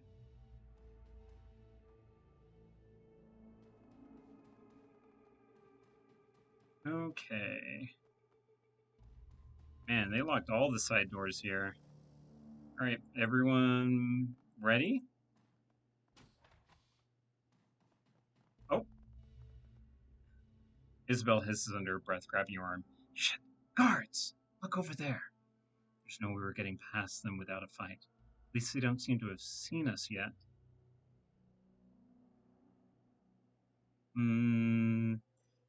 Yeah. Normally I would try to be quiet, but we're doing it loud. We're going loud, folks. Poor fools won't know what hit them.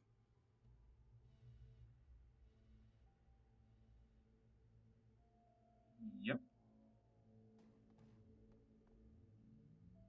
Ooh. Okay, so we got a mage. Those are just NPCs, but whenever I trigger... Oh, yep, alright, let's go ahead and go.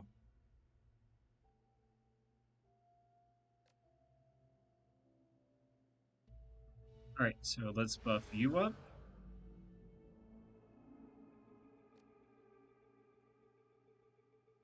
Let's see, let's strip his armor.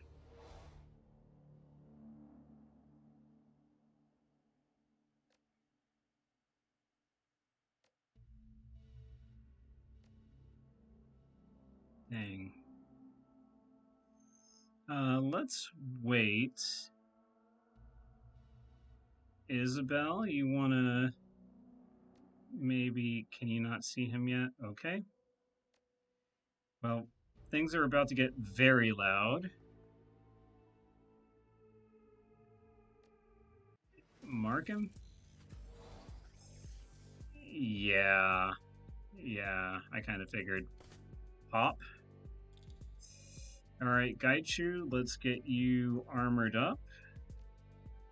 And then go into crit stance. Alright, let's take him out. Alright, let's see if we can finish the job. Damn. Okay, well...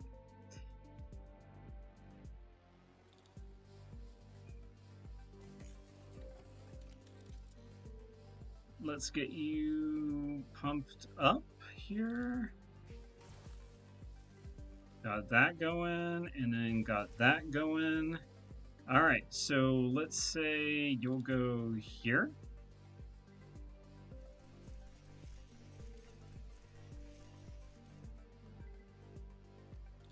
Alright, so think you can finish him off? Ooh, almost. There you go. And then we have that. Ah. Oof. That hurt.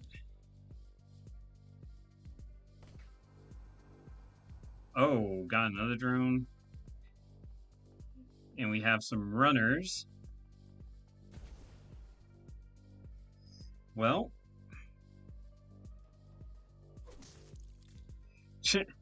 Yeah, that's down one mage.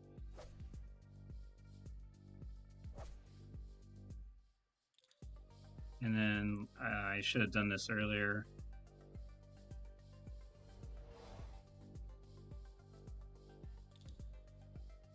Okay, so let's see. Let's mark this drone over here. And we'll just do this for good measure.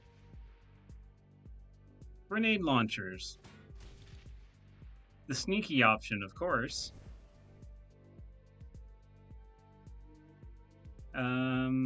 We'll have you just try to finish that off. All right. Dang it, and they're blocking the door. I bet some more guys are going to come out of there, probably. All right. You want to repair Raptor? Or Koche, rather? All right. Oh, we can't move through them? Oh, you son of a mother. All right. Well, let's just see. You know what? Just watch the door, buddy.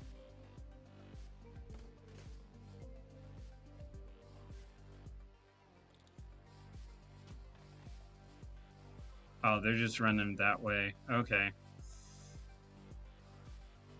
All right. You think you can take him out?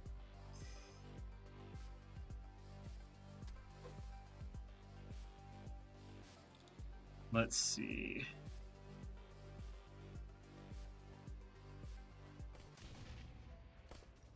Oof.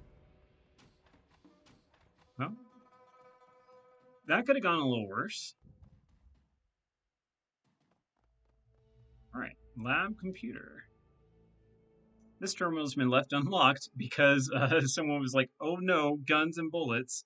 This terminal has been left unlocked and is currently logged into a junior lab technician's user account. Let's go first message thread. Chung, are we coming with the next revision of the Reaper Persona fixed chips? Yamada says that the cyberware suite adjustments have been made, and I'm anxious to get them into preliminary testing before the month is out. If anything is blocking you, let me know. I'll get you what you need right away. Everything is on schedule. We had to take some of the sleep cycle subroutines out and revise them in simulation. They were adversely affecting blah production, and our subjects weren't generating the hostility level that we were looking for. We should have the new chips ready in the next few days. After that, we run a few subjects in live tests. Do you ever prefer locale in mind? I'll have to check with the transport division, but I'm guessing that Shamshui Po is our best bet. Any tests that we conduct will get written off as the kind of random violence that's endemic among the sinless population there. We don't want the authorities or, heaven forbid, another megacorp taking an interest in the tests we're running. Second message thread. I have a progress update for our Project Silver Dream subjects that are already out in the field, Dr. Nye. Subjects 108, 337, 72, and 210 have all been inserted into their new lives and have been making regular check-ins via their assigned matrix drops. Details as followed. Subject 108's new identity is a motor pool mechanic with Komatsu Limited, specifically their Korean mining operations branch. Their exposure to sensitive data is limited, but he's providing us with a great deal of inside information about Komatsu's logistics and supply chain, as well as their prospective future mining expansions. Subject 337 is an executive assistant to a middle manager at Crash Cart Medical Services. She's providing us with a wealth of recorded meeting data, and we're learning a lot about weak links in Crash Cart's management chain. 72 has been hired as a software engineer by Transys Neuronet Asia. He's initiated a data siphon, albeit a slow one, Reports indicate that our deeper programming has encouraged him to earn the trust of his new coworkers for stepping up on the rate of data transfer. Lastly, 210 is working in the security division of Yakushima's Shanghai offices. As a Reaper chip recipient, we have the ability to trigger his kill protocol at any time. Let me know if and when you want to test that out. Given the nature of his job duties, it should prove to be a very effective test. Guys, you should consider what you just read aloud. It sounds like these researchers are doing some kind of chip-based mind control down here, creating sleeper agents, essentially turning people into puppets. All the more reason to get this done quickly and get the hell out. Alright, anything else in here? Ooh, table. The table displays circuitry diagrams for some kind of neural cyberware. Thick bullet-resistant plexiglass. Yeah, should be good, otherwise we might have just flooded the whole thing. A large computer system most likely used for advanced software programming. I don't think there's anything else in there to look at. I don't think there's anything else down there. Nope. Alright.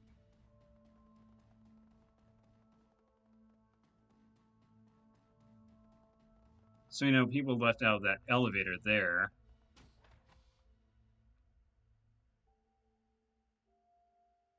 Wait, did that say assassin?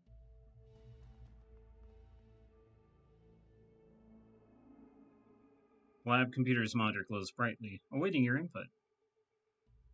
Yeah, we'll be like, Sir, assassin, sir, stay. Stay.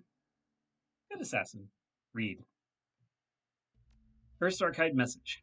Kendrick, I need a favor from you. I need you to get me one of the non-Reaper subjects from Project Silver Dream. It should be somebody who'd be good for a blue-collar job in a cafe, restaurant, or somebody like that. Mark the subject's chip clean, savor the basics. We need to build a custom identity from the ground up. Give me data clear paperwork with central control. Won't take more than 5 minutes to clear persona fix for whatever slob I pull. Are you looking for any cyberware in particular? If so, that might complicate things. Most of our subjects have had pre-assigned suites installed for testing purposes. As long as the subject has relatively unobtrusive implants, it should be fine. No visible combat augmentations or obvious cyberware, nothing like that. Use your best judgment. I have to work a few things out with Tang and pathology, so you can take your time on this. There's no rush. Good to know.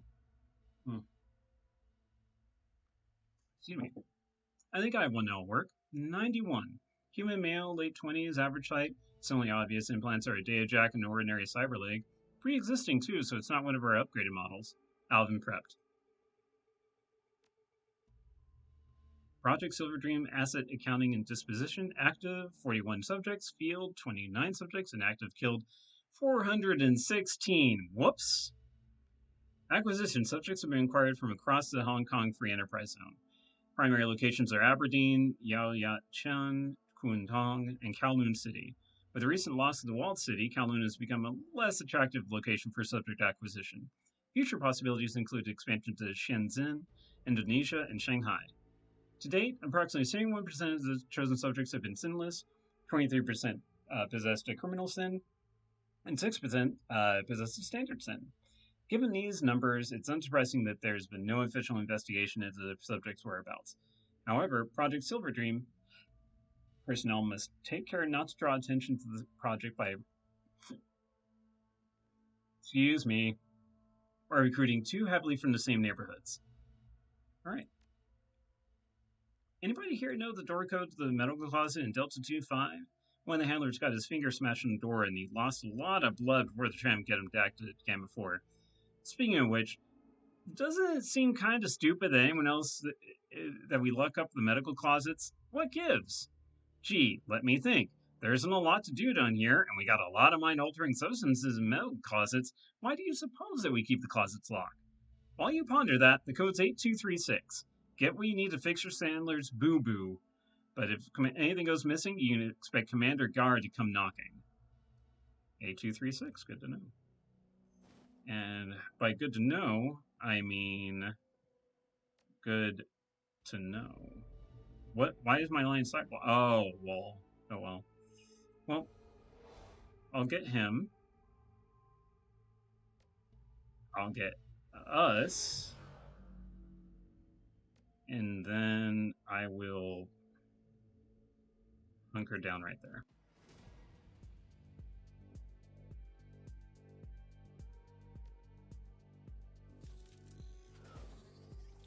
Oh well.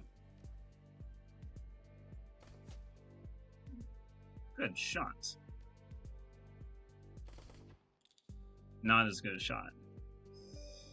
Okay, let's get you set up with your defense, heaven stance, and let's take out an assassin.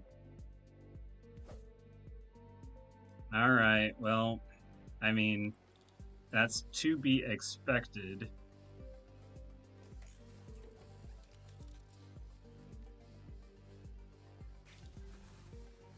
And we power up Koshei, and yeah, we let the magic happen.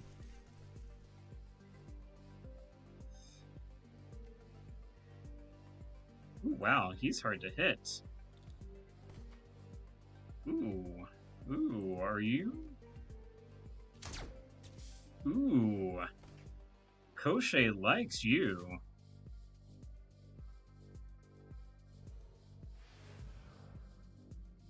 Ah, another mage. Oh, not good enough for us.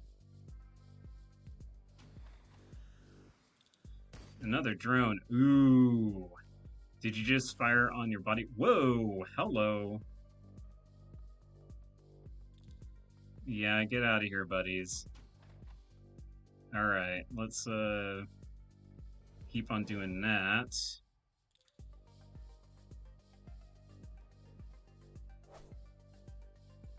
Yep. Why the hell? How are you... I don't know how you're dodging that. Alright, well...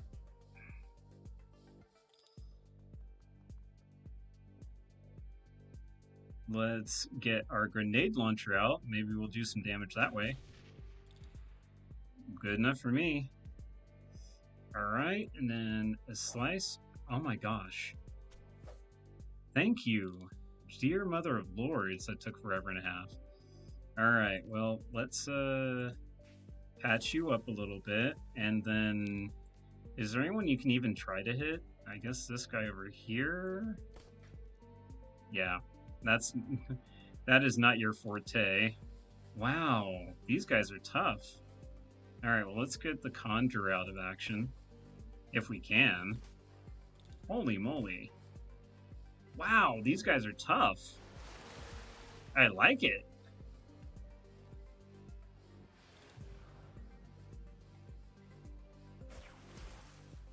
Oof.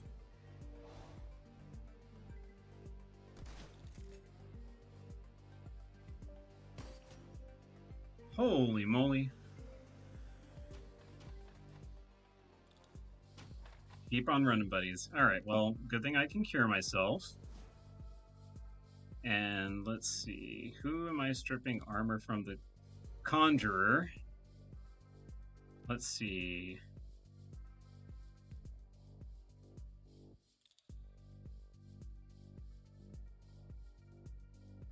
Right there's fine. Oh, I thought I was going to hit both of those. Oh well, that's fine. Let's do this.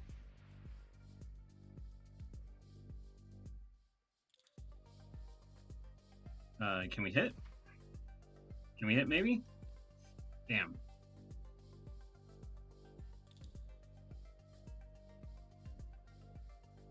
Let's see.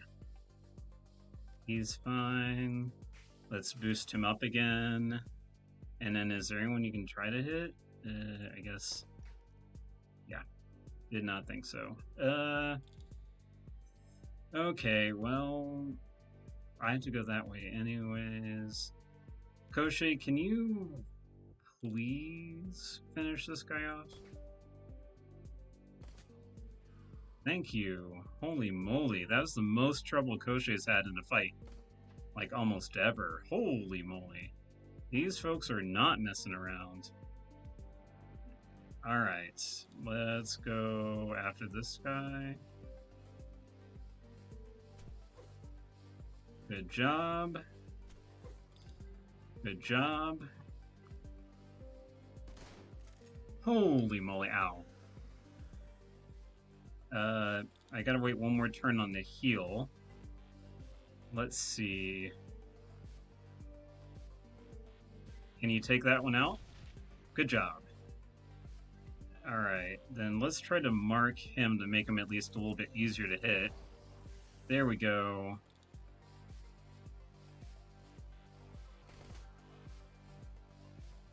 Very nice. Let's see.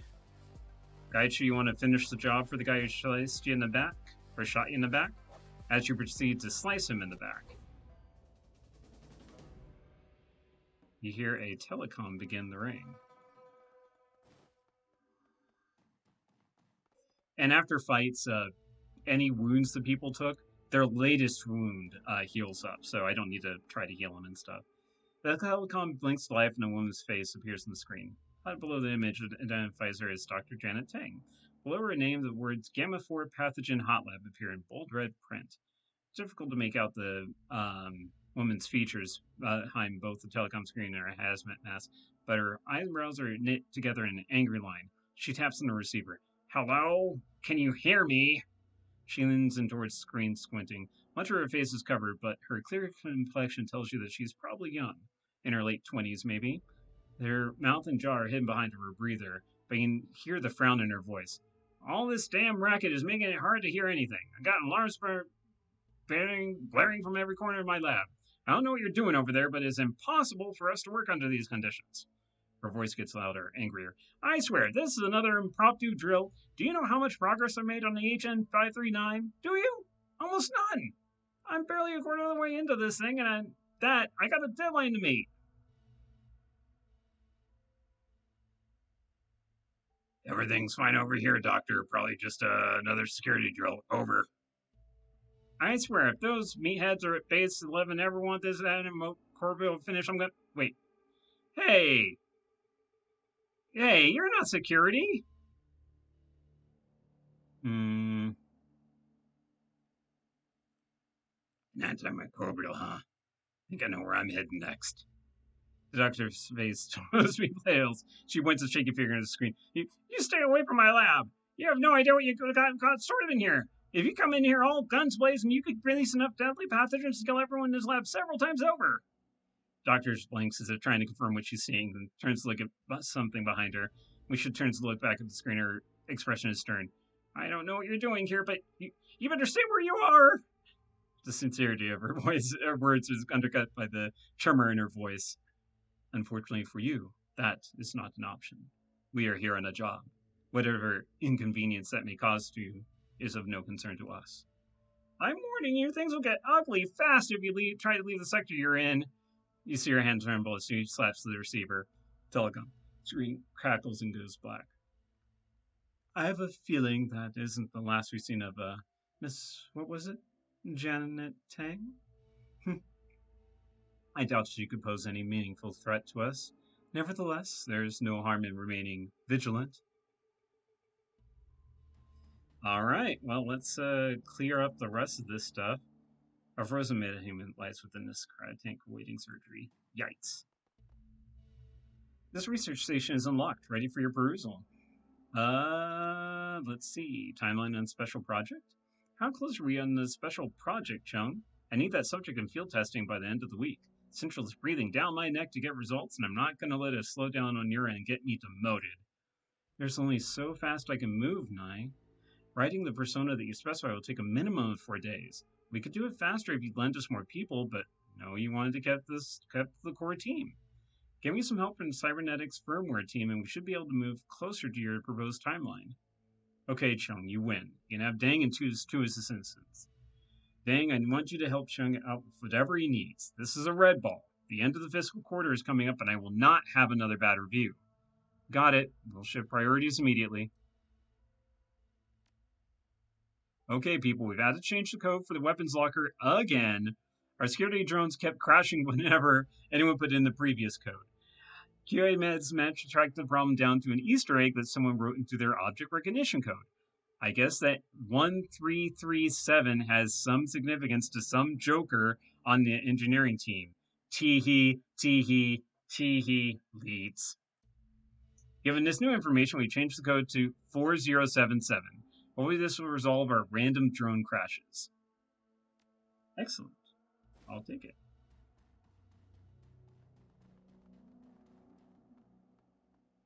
A computer sits unmanned, ready to receive input. Yeah. Dang, make sure subject 9-1 gets moved to one of the hot labs. Minimum biosafety level 4. 1 second.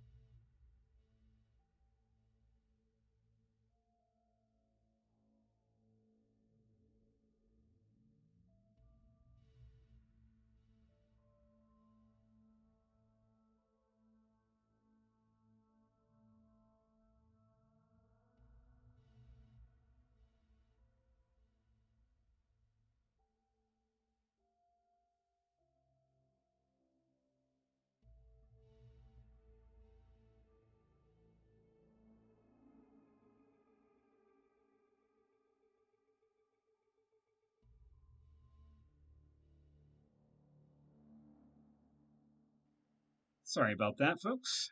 All right. Uh, Once we're done with him in there, we'll need to move him out in a cryo tank until he's back on land. Nobody opens that container unless they want to be confined to the cold storage themselves. Are you sure? We spent a lot of time and money implanting experimental cyberware into those test subjects. You infect them with anything from BSL-4 lab, and their life expectancy drops to a week or two tops. On that note, where's the subject going on the surface? Do we have containment teams standing by? Is security in place to prevent an accidental breach? Let me worry about all that. You'll be covered if anything goes wrong. We're just conducting an unusual field test, that's all. Nothing for you to lose sleep over. Indeed. What could possibly go wrong? Oh, wait. Second.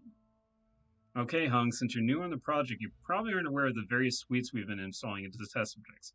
Buckle in and pay attention. I'm going to give you the basic rundown. Reaper. The Reaper suite and chip were designed for heavily enhanced combat models. They've been given a variety of implanted weapons, musculoskeletal enhancements, and assortment of bodywear packages to enhance their close combat capabilities. The Persona Fix chip keeps them docile and ensconced in whatever fantasy life we've cooked up for them until we flip the switch. When that happens, all hell breaks loose. I like the Kingsman. Yeah. Golly, that was a great fight scene. If you have not seen the Kingsman church fight scene, just go to YouTube and watch it. Just wonderful. Anyways, Reaper carriers were designed to work as distractions, saboteurs, etc. They're no good as assassins because the methods that we use to override the Amangla prevent them from recognizing specific targets. They can discern between friend and foe, but that's about it. They won't seek out a designated target over any other given hostile. Dreamers. Dreamer package was designed for deep cover operatives. First, we take a test subject with superficially similar background to our projected target identity. Then we read their memories using an assist biofeedback system and program a chip for their new life and habits. So, beginning of the game of the first campaign, we kind of had someone fiddling with our heads. Don't tell me this is all a dream. I would be so mad. So mad. Calling it here. Anyways, cyberware includes a number of neural shunts, data filters, and mnemonic locks to make certain their subconscious espionage activities aren't remembered. Ghost. Last is the Ghost package, the assassination suite. The goal of this package is simple: maximum infiltration, maximum lethality. They've got vocal modulation, retinal duplication, and a slew of close combat skill wires, and whatever other spyware we can cram in. They get close to a target and wait for activation. When they've been activated, they do whatever they need to get within proximity of their target, and that's when the cranial bomb detonates. I hope they have a contingency plan.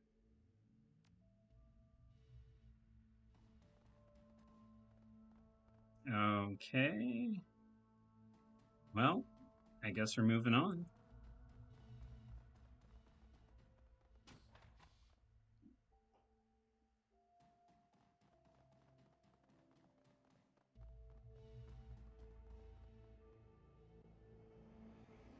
Had to show you, Pod's kind of moved over a little bit.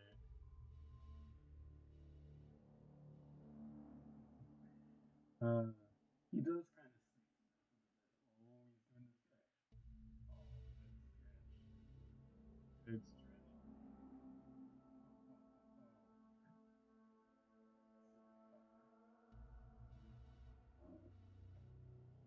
I'm gonna need to figure out a way to make it where I can shift this to full screen whenever I'm doing puppy cam mode. So I'll figure that by next stream. All right. Which way? Oh, that's just weapons locker.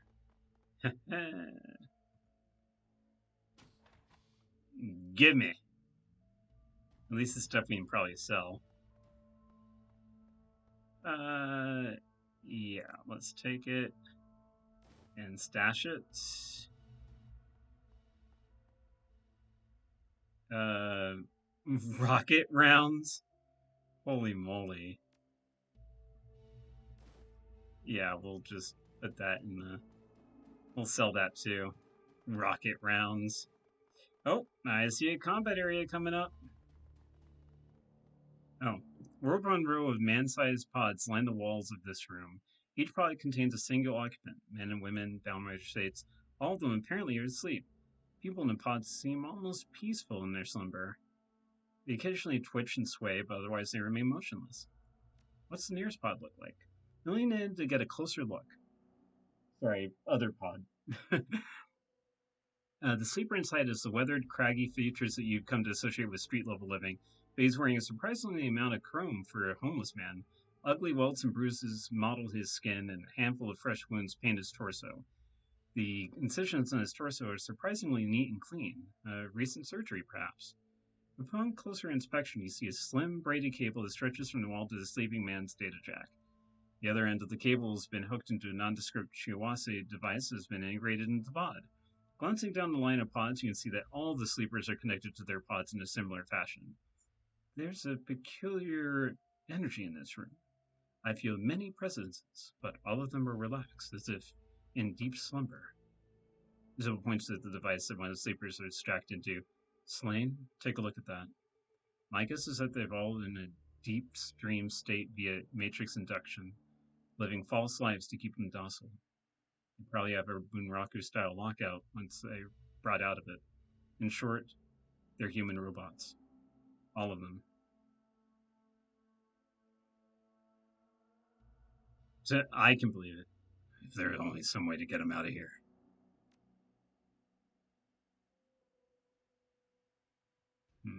Well, oh well. Something clanks nearby.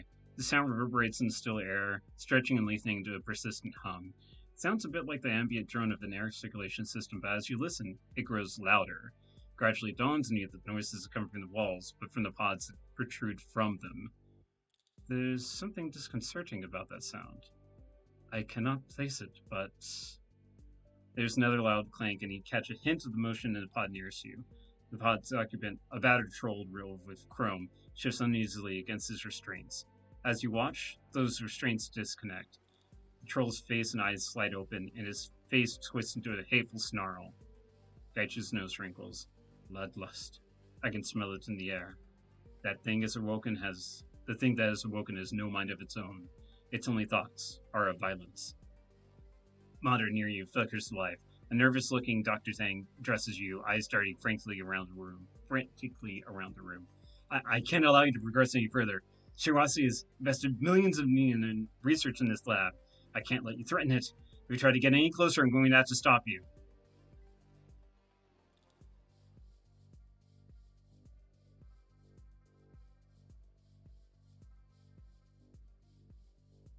Best of luck with that. I'm getting what I came here for one way or another. I can't let you do that. I can't. She looks to the right, just off screen, makes a slicing gesture with her right hand. She says to someone off camera, I gave you the signal! Open up pods, damn it! Wake the damn things! The troll peers at you through red, vacant eyes. The door of his pod slides open, and like a chain reaction, several other pods follow suit. There's an explosion of motion from the pods, and the subjects contained within charge you like a pack of rabid beasts.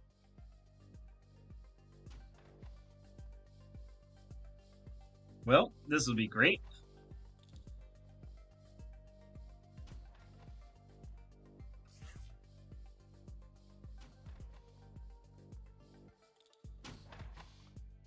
Oh my gosh. Okay, well, let's just handle, let's see. Oh gosh. Okay, well, I guess we're not going to attack her for a little bit.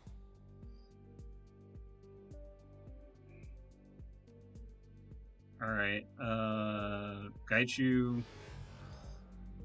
Oh my gosh. Did it just increase their accuracy too? I hope not. All right. Slice. That'll be good enough. All right. Let's mark.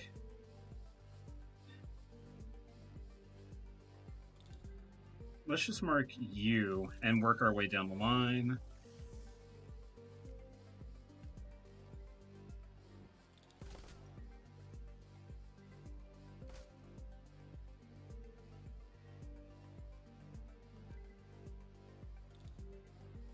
Go get him.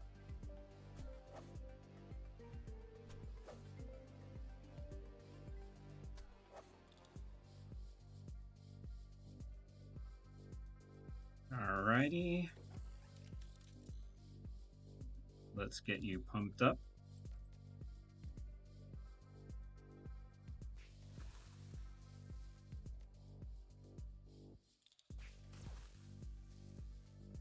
I suppose I can zoom in because it is kind of packed in there.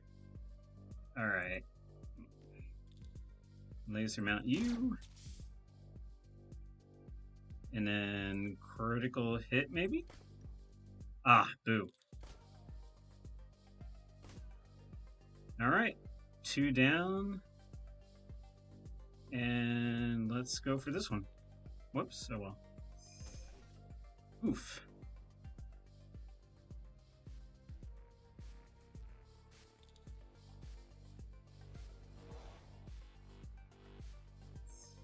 Alright, let's just get...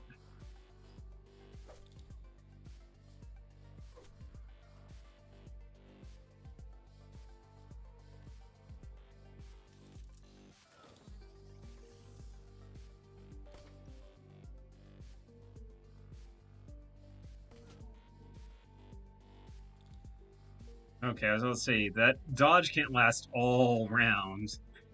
Alright.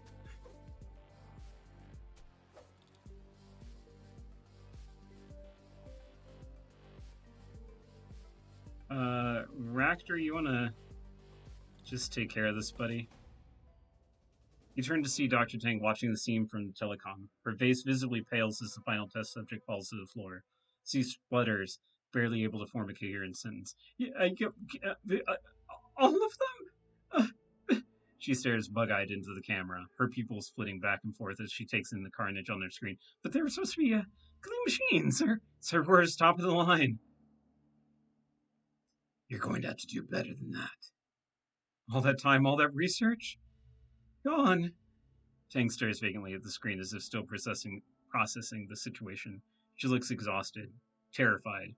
Her skin shines with sweat. They hardly even slowed you down.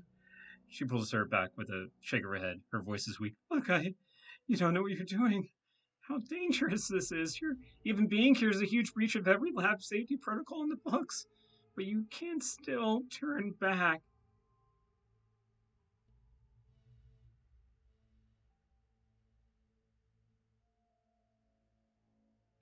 There isn't a chance in hell I'm bowing out of this job.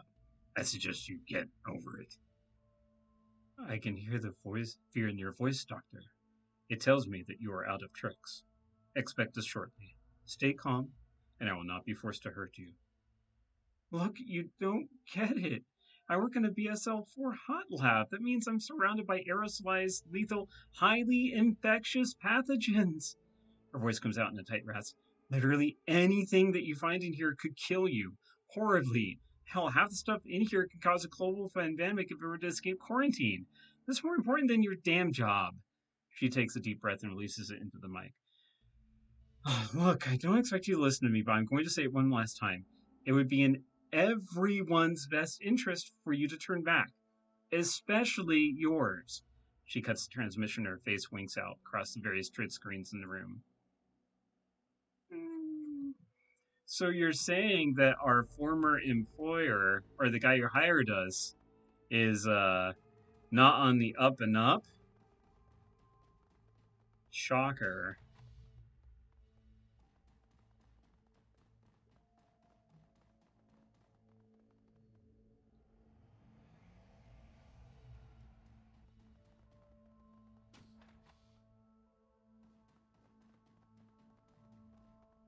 All right.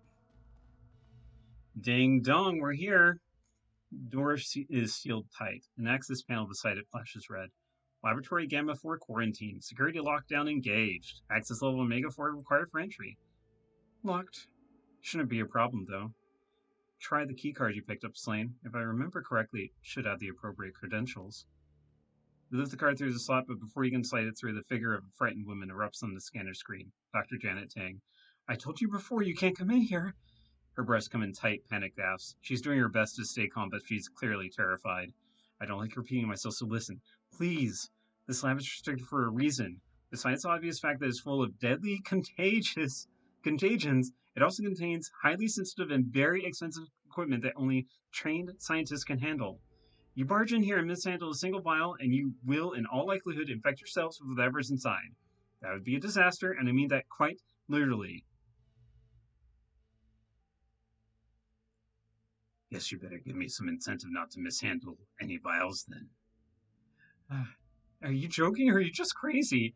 How many times do I have to tell you that what will happen if you come in here and make a mistake? Proctor scoffs at her. Come now, Doctor. Given the remote access precautions that these labs take, I seriously doubt exposure is a serious risk. If this is anything like the labs we had back in Russia, anything that would pose a serious threat is hidden behind rows of negative pressure safety nets and accessible only via remote operated Waldo frames. Then it's settled. Coming through.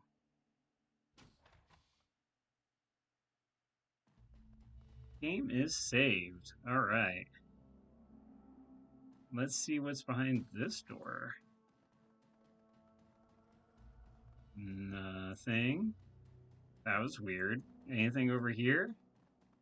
Nothing. Sorry, I just had to go through all the side routes before, going the final way. Hello, we're here. Ding dong.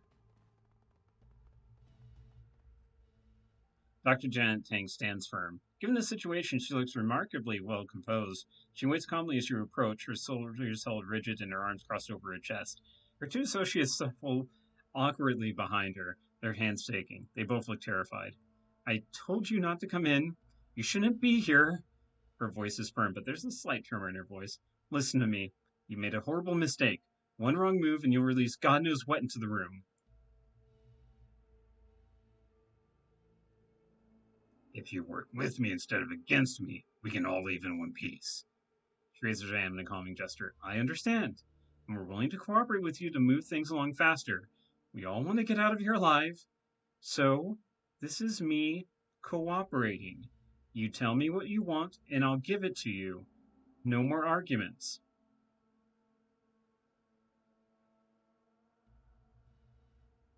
Right now, I can't help but wonder why you devote your life to creating biological weapons. Because Namazu isn't just a weapons factory. Far from it. In fact, my lab has spent the lion's share of its time creating treatments for lethal and degenerative diseases. Only 10% of our resources are spent on destructive pathogens. The vast majority of what we do here is benign in nature. We're curing people, not killing them. Then you must have cures for the diseases that you're inventing, like the one that kills you inside a month, for example. The doctor blinks at you. Her voice goes cold.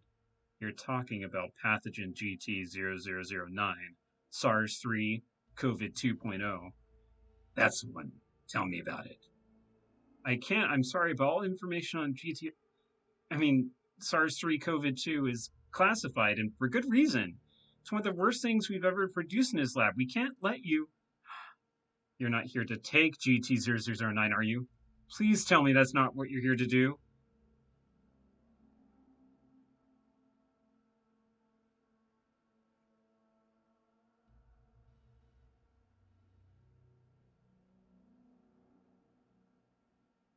Remember what we agreed on. Help me and no one gets hurt. I'll go back on that now. She glances at her associates, both cowering behind her and shaking violently, neither one of them murmuring something in a language unknown to you. From the grayness of the words, you guess it's a prayer. All right, I'll tell you everything I know. SARS-3-CoV-2 is a Category 4 lethal pathogen. It's 99.98% fatal, excruciatingly painful, and kills within a matter of weeks. As of right now, the only cure is a prototype antibody treatment. We're still working on fine-tuning it. In case you haven't been paying attention, I'm going to say this one more time. SARS-3 is terrible. It's easily the cruelest, most infectious, and most lethal thing ever to have come out of this lab. It cannot be allowed in the wild. I want to know more about how SARS-3 kills. The disease works by replicating the identifying features of white blood cells. It tricks the immune system into ignoring it, and then it self-replicates at an exponential rate. During the early phase, while it's colonizing the body, a patient doesn't experience any overt symptoms, just a mild temperature and an elevated white cell count. That's it. Pretty sure you really want me to go on? It's pretty gruesome. I didn't tell you to stop. All right, okay. Here we go. Once the virus has thoroughly colonized the host, it begins a devastating attack on the body. It rapidly infects epithelial cells, inserting its own RNA at such a tremendous rate that the cell membranes rupture, spewing cytoplasm and variants into surrounding cells. By the time the attack has begun, the damage is almost immediately irreversible. So what's that got to do with messing up your lungs? The virus introduces a hypersensitivity reaction in its host. Lungs fill with mucus and sputum, leading to hypoxia. Victims drown in their own fluids. We spent a long time developing GT0009. The secret was hybridizing the standard SARS coronavirus with a third strain of virally induced toxic allergy syndrome, Vitis 3. That's why standard treatments don't work. By the way, 2015, folks, and we're talking about coronaviruses. Yay! As in this one, the game. I'm just serious. Like, this game is just like, wow, you're saying something. Mucus, yum. Not yum. Sounds terrible, but I guess it's probably effective. Yeah, well, don't want to be a told you so, but it's a bioweapon. They don't have much deterrent value if they aren't horrible. Anyway, there you have it. SARS-3, my baby. Not exactly proud of having made it.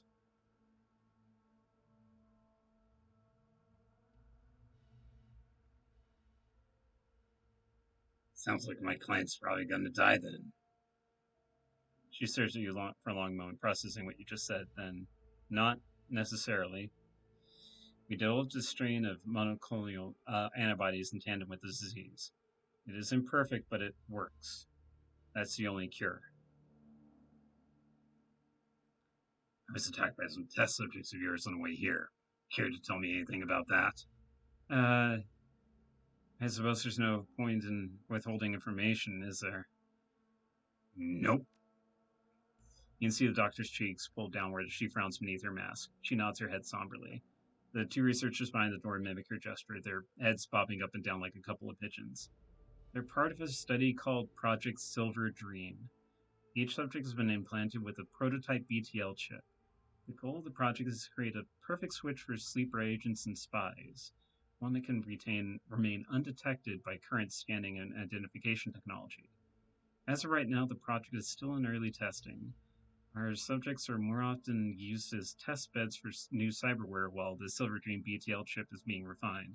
A necessary adaptation, considering that our field experiments have only achieved partial successes thus far. Unfortunately, we haven't always been able to maintain complete control over the test subjects. The Silver Dream team is still working on that. Your run-in with the test subjects wasn't an accident. I'm sure you did figure that out already. It was a hasty decision on my end. You already know why I did it. They were the only thing standing between you and my lab, and I was trying to avoid a containment breach. I stand by that decision for what it's worth.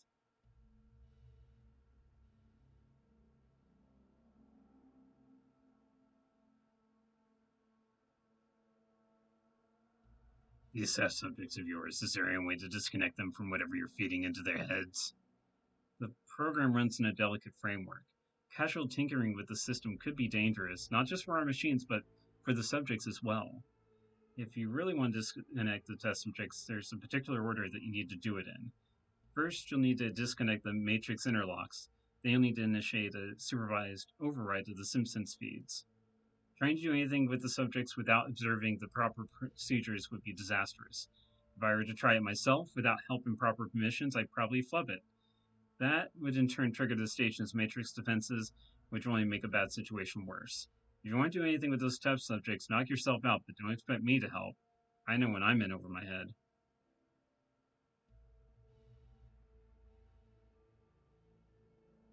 What about this facility? Can it really keep your project safely inside? I want details. Well, nothing's ever completely foolproof, but any project as sensitive as ours requires a lot of very careful controls and strict adherence to procedure. Shiawase is very strict about safety for obvious reasons. She begins sticking off items on her fingers. Reducing the number of potential exposures is one way that we prepared for an outbreak scenario. We run on a skeleton crew, maybe 200 people at most. As you can imagine, living down here for long periods can be difficult, and people really acclimate enough to last more than a couple of months. To prevent our projects from suffering, Shiawase cycles its employees out every 14 weeks. There are no break days while working the underwater cycle, but we're greatly compensated during our off months. Still, people find a way to get bored, and so we try not to keep anyone on staff that we don't need. Most of our security and menial labor is handled by drones.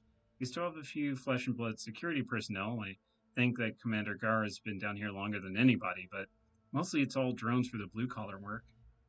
That can't be why you broke into my lab. I guess I can understand how you might be curious about an underwater laboratory, but I don't know all that much really, only what I've told you. Could any of the Silver Dream test subjects been infected with SARS? No, no way. There is a researcher on the station would do such a Wait. Dr. Knight came to me a couple months ago asking for a SARS-3 sample. I didn't think it was unusual at the time. All of us in Gamma 4 need the occasional sample for further studies, but what?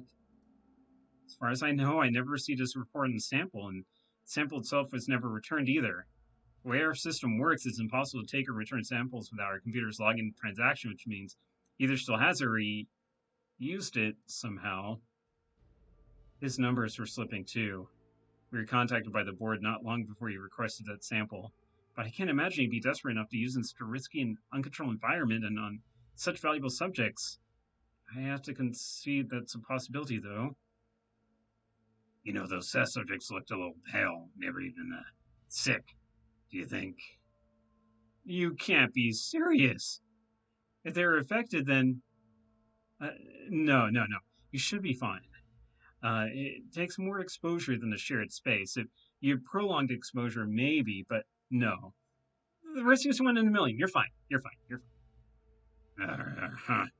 Well, I've heard enough. Now there's just the matter of what to do with you and your team. She raises her arms, palms towards you. She's sweating. Wait, just listen. Before you do anything, please listen. We aren't bad people. We're scientists who were assigned a dreadful task and did what they do to keep their jobs. That kind of thing happens to everybody. I'll bet it's even happened to you once or twice. Please don't hold our professionalism against us. Let us go and maybe we can do some good out there. We'll find a different corporation to work for and better projects to pursue. Just don't kill us. I'm not like you, Doc. I don't kill unless I have to, and I don't make excuses for myself when I do. Now take your men and get out of here. Janet's head jolts up in surprise. Her associates look at each other as if expecting you to change your mind or maybe convince your words are a trick. She takes a step forward and her voice stutters. I don't know what to say. You didn't think. Thank you. I won't forget this.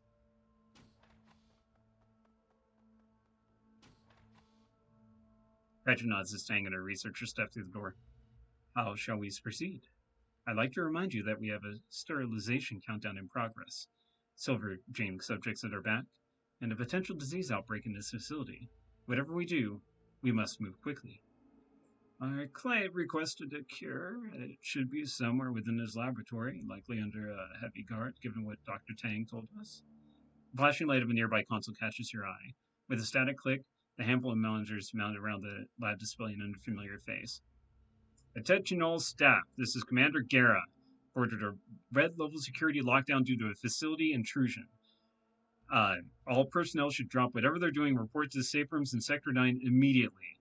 This security breach has triggered an automated sterilization fleet. In 30 minutes' time, a squadron of drones will deoxygenate the premises to prevent the escape of any loose pathogens. If you haven't reported to Sector 9 by that time, you're done. You will not survive the sweep. A siren blares over the intercoms as labs monitors replace Commander Guerra's heart features with a countdown timer. Moments later, computer-generated voice activates. Matrix system white initiated. Sterilization system on standby. All personnel report to Sector 9. Well, they couldn't spell it out for us any clearer than that. If we stay, we die. The Namazu's sector commanders will no doubt have localized overruns for the trams. We'll need to eliminate them to escape. Let's not die. But what about all those test subjects? They didn't choose this fate. Shiawase made that decision for them. So should we lock them up or set them free? Your call, Slane. Once the Matrix lockdown is in place, we'll lose the opportunity to do anything regarding the test subjects. Every computer down here will be encrypted to hell and back. If you want to intervene on the test subjects' behalf, either to set them free or lock them away for safekeeping, we'll need to do that before the timer is up.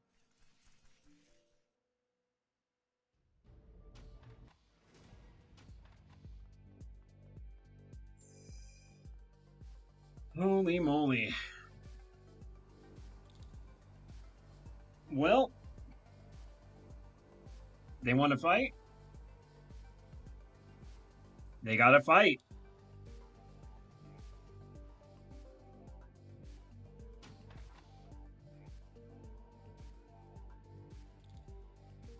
Oh my gosh. I do love it when a timer is set. Okay, Isabel, how fast can you get there? 4 turns? Alright, well, that's all you're doing.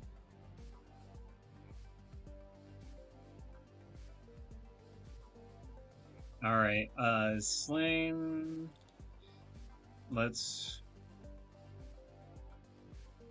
Oh my gosh. Well, let's break your armor. And let's... Yep. Looks good to me.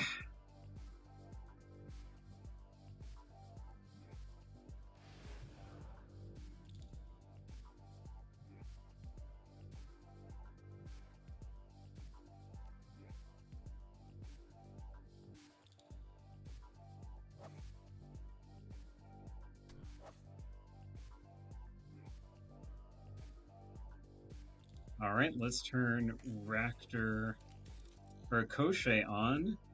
Let's give you bonus movement, and then we're gonna have you keep safe. Is behind there good?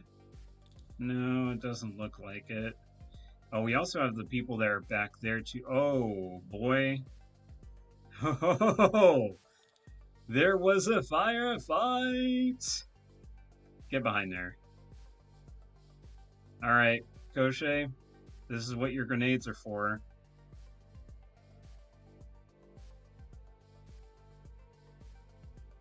It's fine, Gaichu can handle it.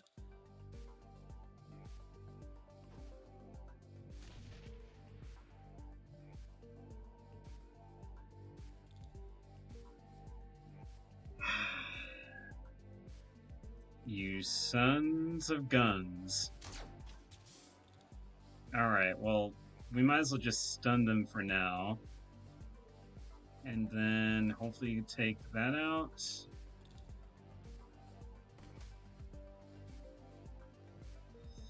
Oh boy.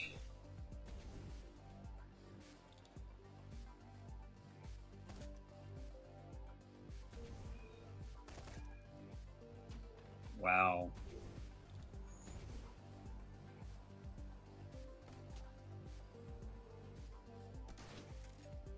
Holy moly. They are really putting it to Koshe there. Holy moly.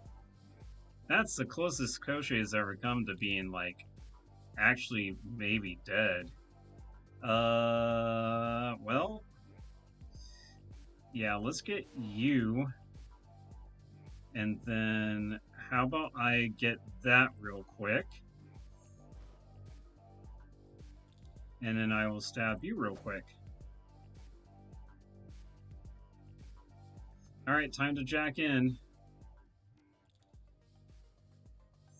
I don't think there's anything else that we can do, so let's do it.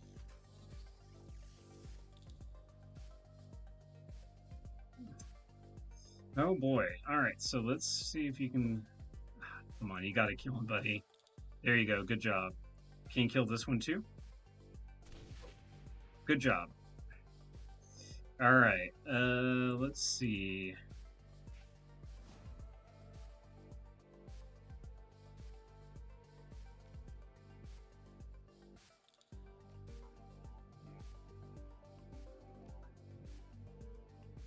I can't reach him. Dang it.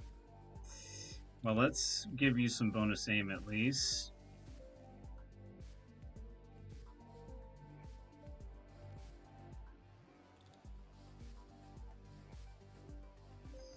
Okay, so yeah, you were in a bad spot, good sir Crochet.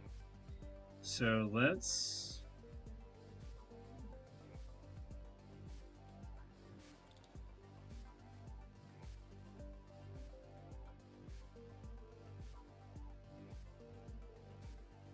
Yeah, let's put you back here for now. Oh, you only had 2 AP. Oh dear. Do not get Isabel, dang it. Protect the hacker, I forgot. The core rule to every game, every Shadowrun game, protect your hacker.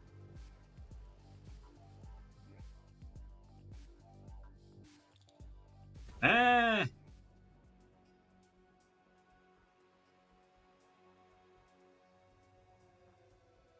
Okay, well, let's see.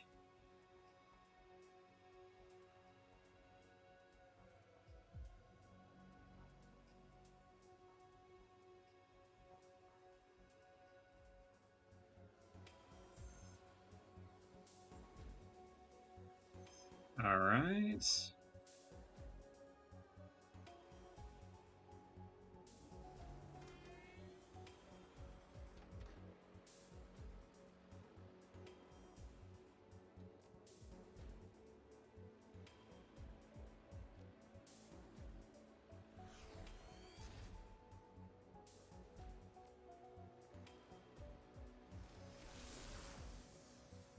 Good job.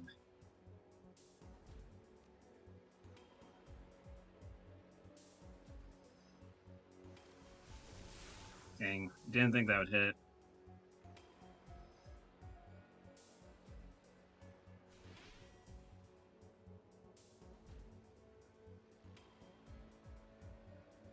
Are there really 4 things out there? Who keeps messaging me? Oh my gosh, I have so many bazillion messages right now. That's gonna have to wait till after I finish my run. Alright, let's see. So, got that.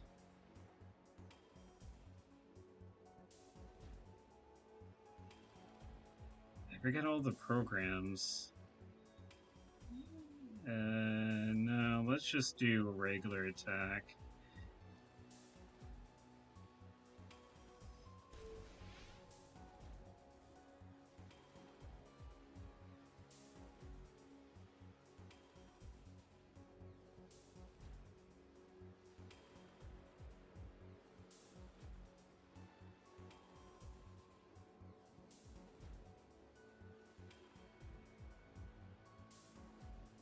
Whew, that was close.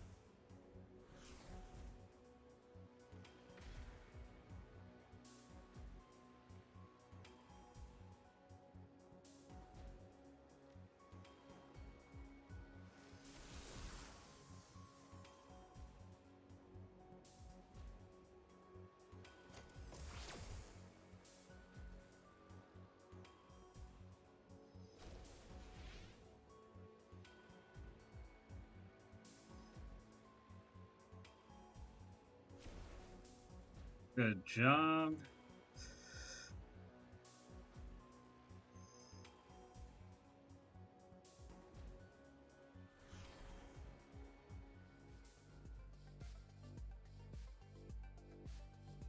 Dang nation. Okay. So I hope this works the way I want it to.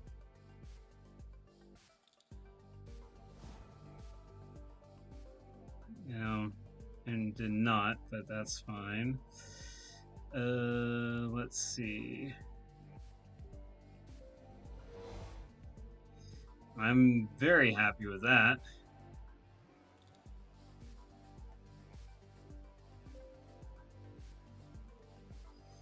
Okay, so you have some problems.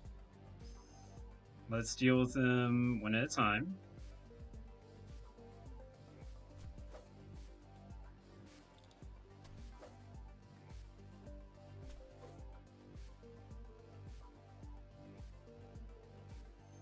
Okay.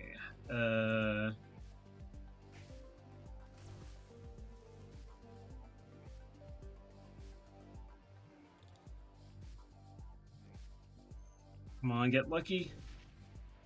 Yes. All right. I kind of needed a bit of luck there because, yeah, this was not going my way in any reasonable manner. Okay. Oh, that hurts, literally. Oh, God. Protect the hacker! Protect the hacker!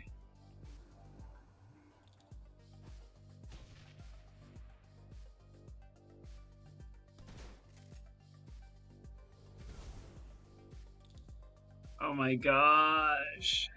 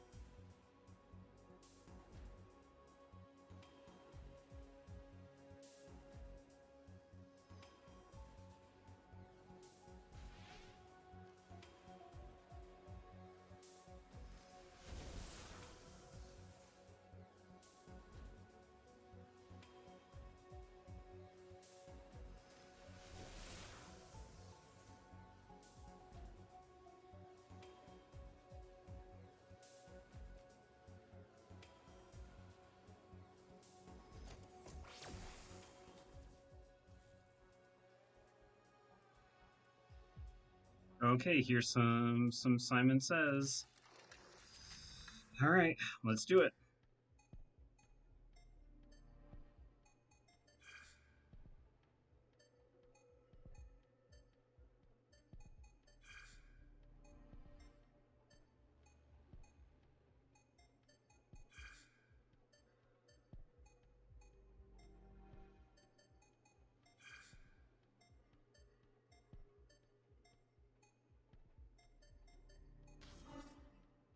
Oh, good enough. All right, so we got that. Is this one? Nope.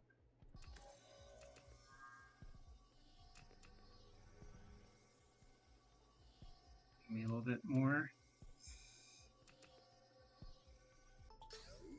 Whew. All right. I'll take it.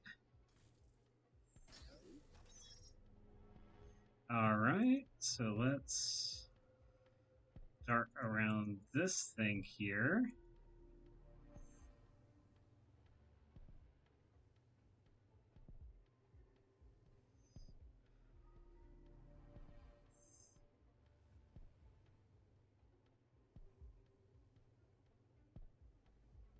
All right.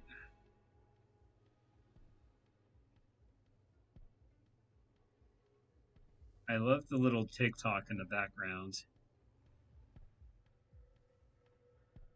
Oh my gosh. Is this not the...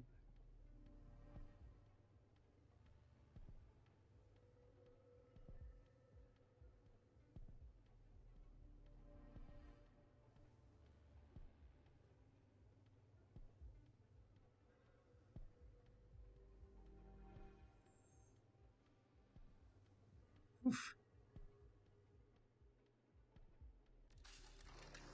Alright. Let's try it again.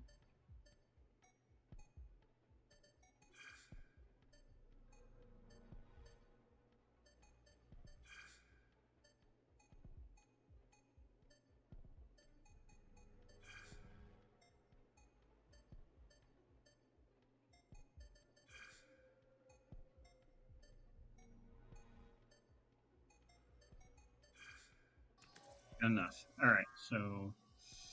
Starts with that.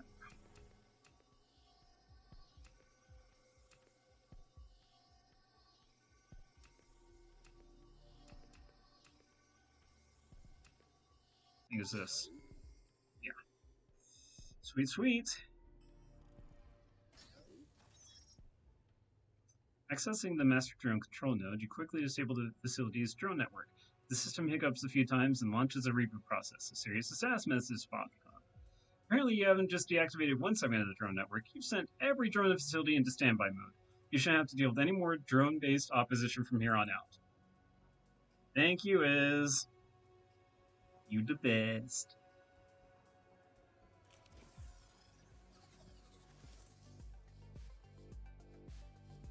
Okay, so let's see. I will jump in there first.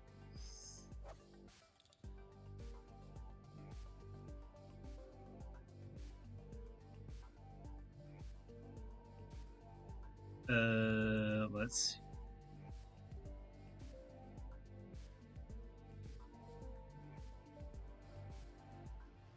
Oh my gosh.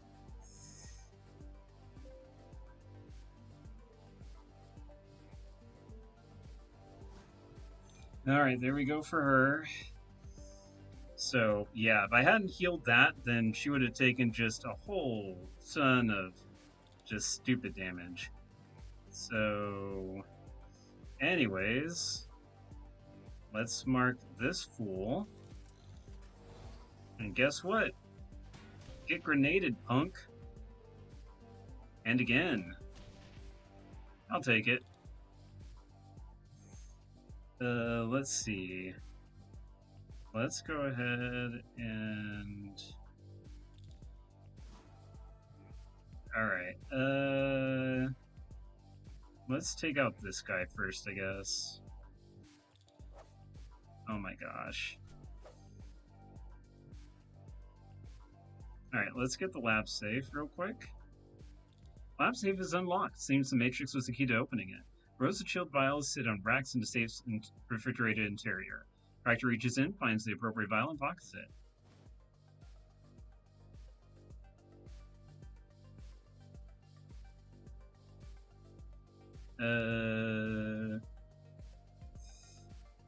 Yeah, just get better, buddy. Alright, I mean, we'll take our hits where we can at this point.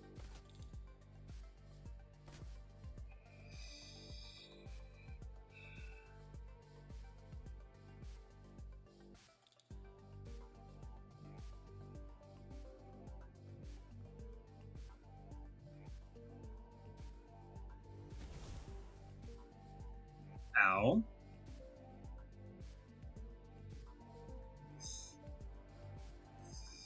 Run for the research terminal. Yes, override Simpsons feeds.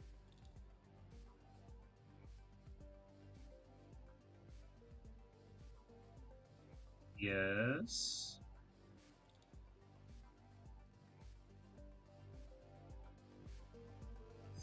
I forget, what all mission things did we have left? Oh gosh. Where were the interlocks?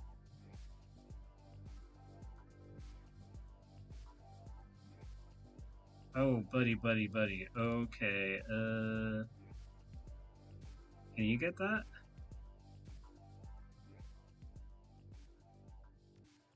Disengage.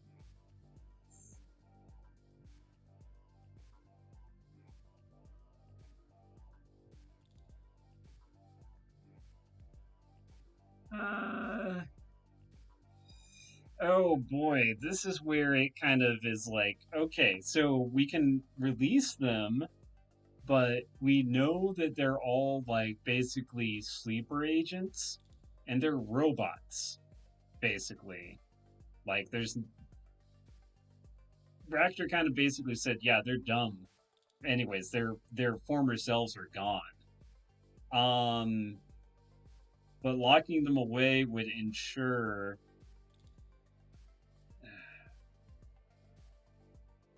the tough choice is let them go, release them from the Matrix, or let them stay in their Matrix dreams.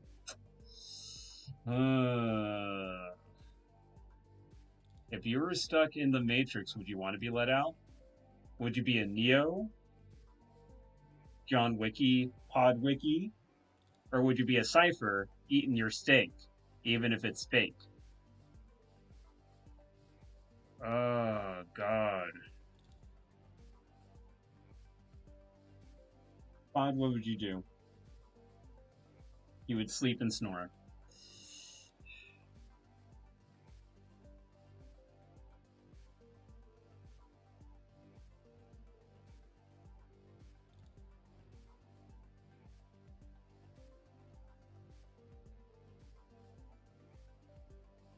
What's the world without a little chaos?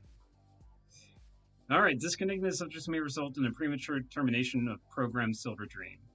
The terminal's phasing seems familiar. This must be what Dr. Tang was talking about, the program command that will release his lab's test subjects.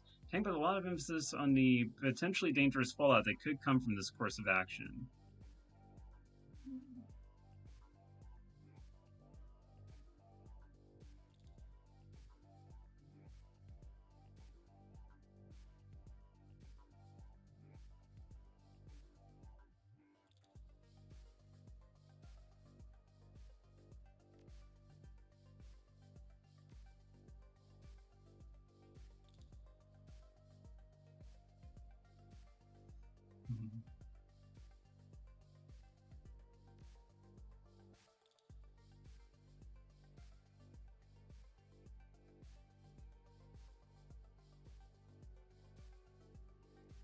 Yep, let's do it.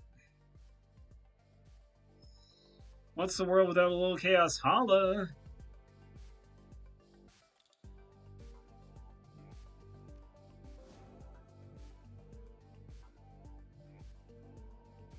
Mage, you made a big mistake.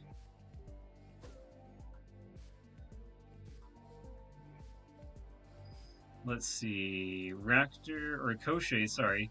Can you eliminate this ant? Oh my gosh. Thank you, Koshe. Jeez. It's like, this has not been a run to be proud of, is it, buddy?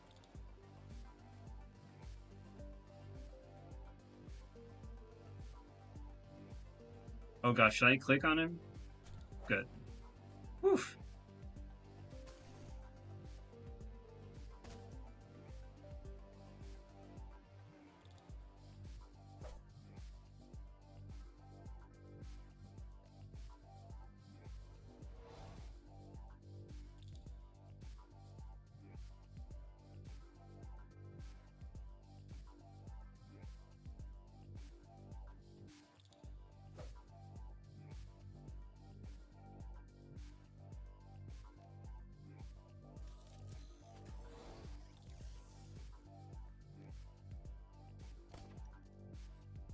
$95%?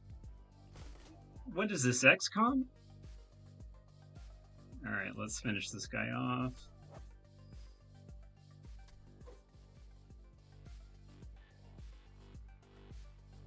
Alright. last one in here. All right, Ractor buddy, let's get you nuzzled up to, or Crochet buddy. Golly, I keep on mixing you two up. All right, let's yeah, that's good. That's good. Okay, cool. And go be free.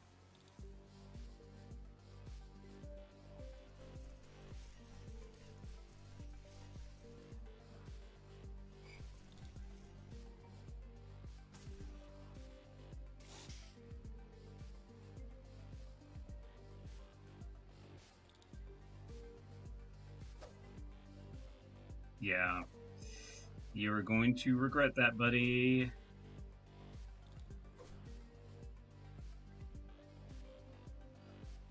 Gaichu, you want to do the honors?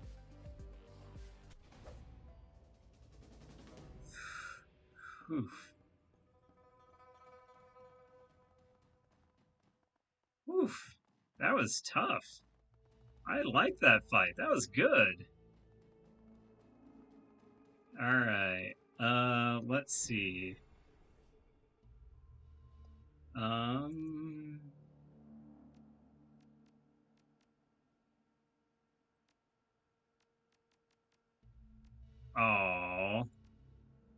Oh, there we go. Okay. Yes.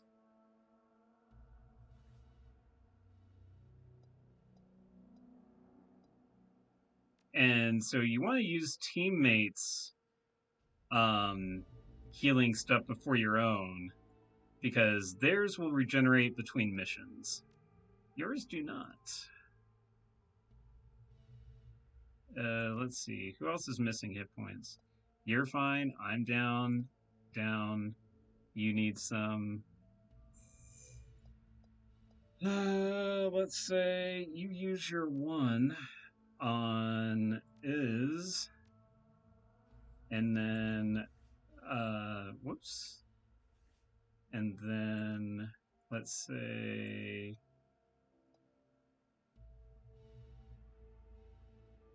and we'll have Ractor use his on me.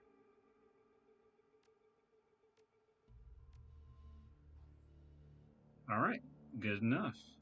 Just in case there's any more fights, I have no idea. We might be done. I doubt it, but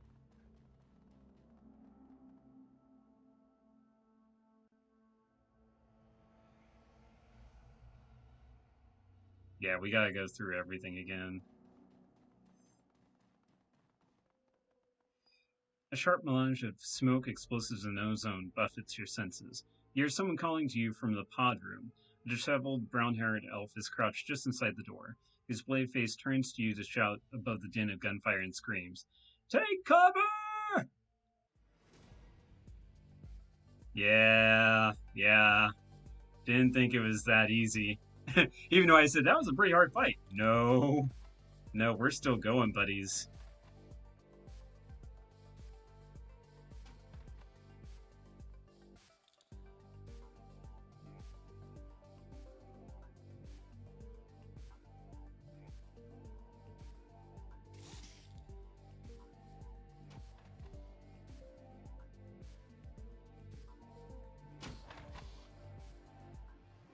Okay, well, let's see. Let's step to right here and see what we can see, eh?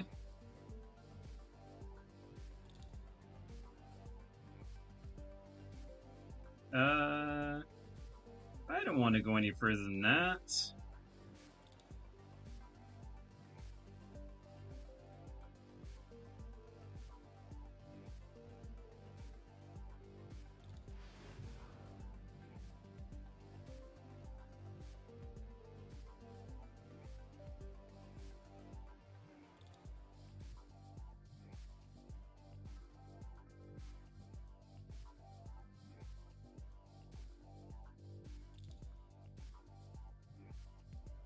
Okay.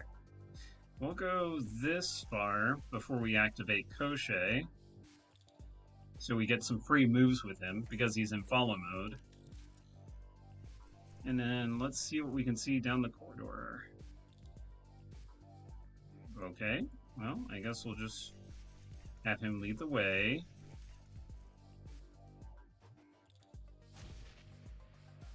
Dang.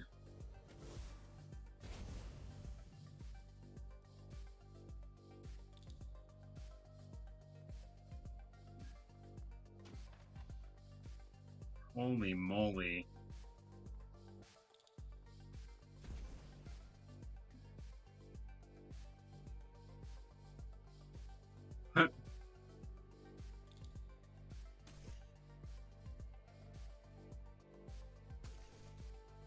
Holy moly. Wow, they hurt a lot.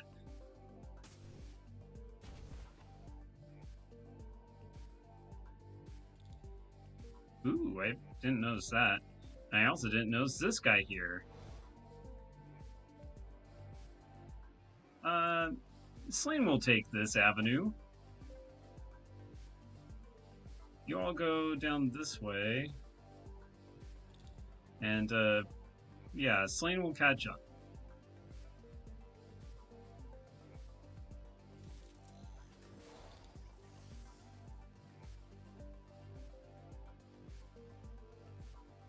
Go get him, Gaichu. Boo. Oh well, that's fine.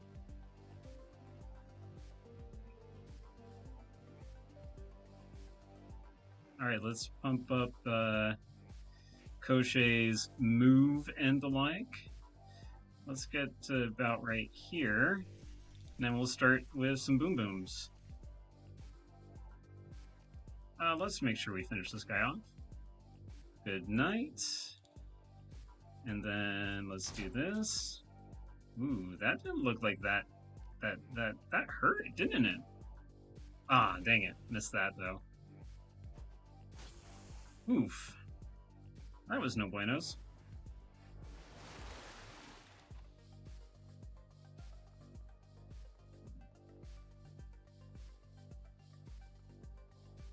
We have some runners, we got some fighters.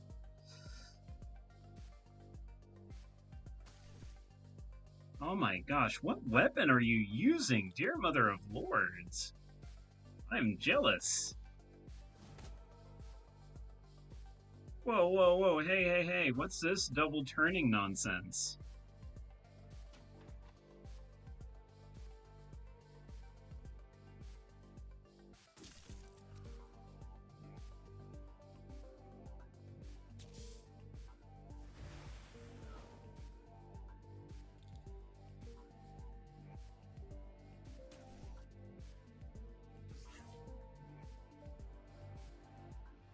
I hope we didn't just get glitched out.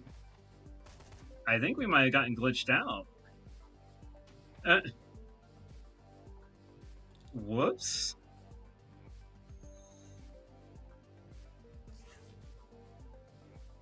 I promise you we want to help with the fight. We do. But...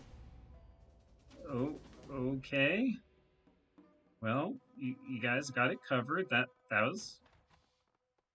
I'm fine with that. Oh, whoops. I forgot to get this. What was it? 8362? What was it? 8236. I was close. I was close.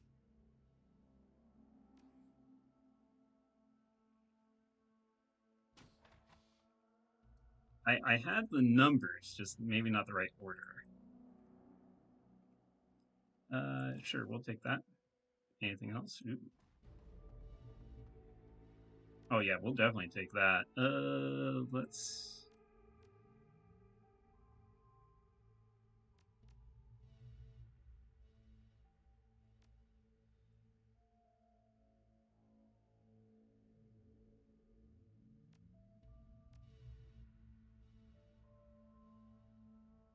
dang it, fine.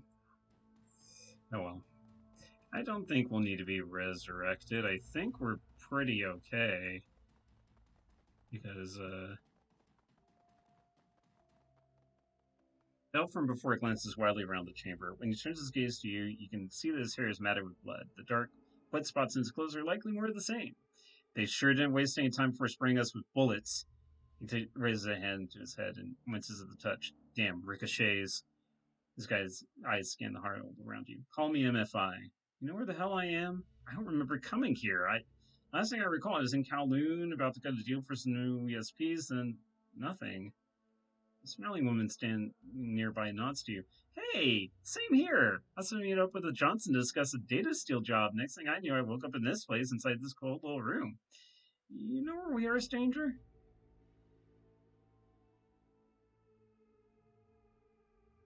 This is submerged Shiawase Research Lab. You're being used as test subjects. Damn it, really got myself into a mess this time. Sure explains all this new cyberware, though. I plan on buying somewhere myself. It would have been nice to pick and choose my own upgrades, but hey, at least this stuff's free. Why us? What did we do to get singled out by Shiawase? I'm just a decker, man. Print a few corp databases in my time, but nothing worthy of this kind of attention. Smiling woman almost leaps forward. Hey, me too. I'm mostly low profile. Name's Virginia Fizz. Just in Hong Kong for work. I've never been here before this. Isn't this exciting?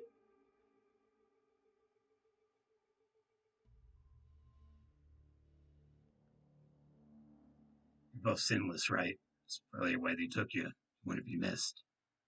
MFI clenches his fists in barely controlled rage. Anger. His words are curt. Makes sense, I guess. It's not just off the streets and nobody's gonna come looking. We don't exist anyways. Bastards! Look on the bright side. They'll get what's coming to them. No way we're staying trapped down here. How are you getting out of here? A submersible. There's hardly room for us, however. I doubt we could take on additional passengers. That's fine. If this underwater base, as you say, if this is an underwater base, as you say, there's got to be more subs around. I'll take anything. I'll cut my way through Shiawase if I have to. All I know is that I'm sure as hell not dying down here like some lab rat. All right, Fizz, let's get out of here. Right behind you.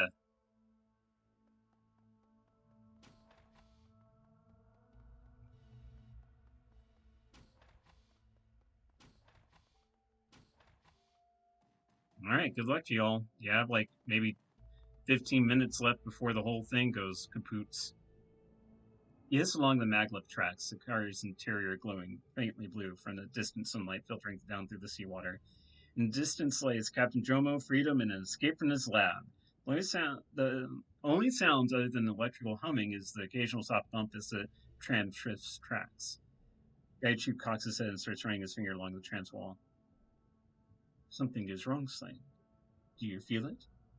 This tram made a wrong turn at the last fork. We are headed in the wrong direction.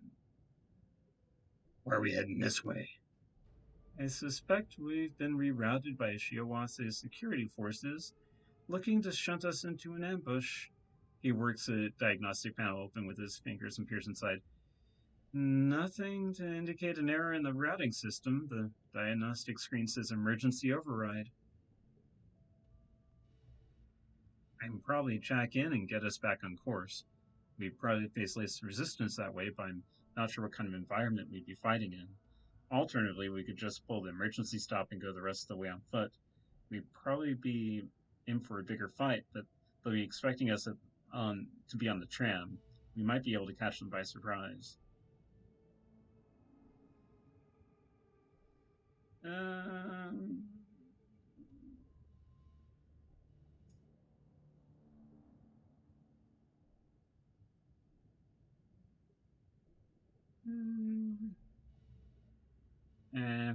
Izzy, Hackett.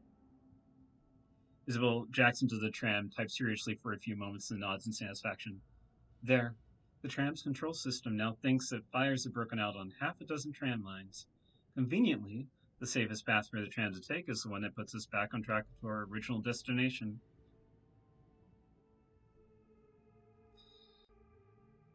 I mean, we might have gotten more goods and stuff from the bigger fight, but we don't need. I don't think we need more stuff. Unless it was karma. As you move through the lab, monitors all around you spring to life. Commander Guerra scowls at you from the flickering screens, a look of severe irritation etched into the lines around his eyes. Your little romp through Siriwase property has gone on long enough. Time's up, Shadowrunner. In the distance, you can hear the thunderous clamor of jackbooted feet hammering on metal floors. Seconds later, a team of armed guards in Shiawase uniforms burst into the room, their weapons held at the ready. That's fine. You've really pissed all over this complex, runner. And now I spit on it, too. Made an awful mess of everything that you come across down here. That's a lot of money you cost us. He smiles, revealing a set of crooked teeth. But now I finally got you.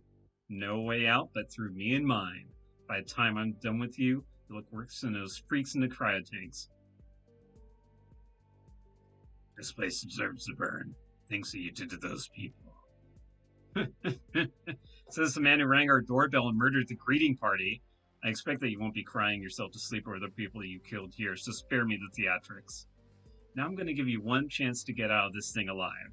Surrender, and I promise that we won't kill you. I can't say in what state you'll be in, but at least you won't be dead.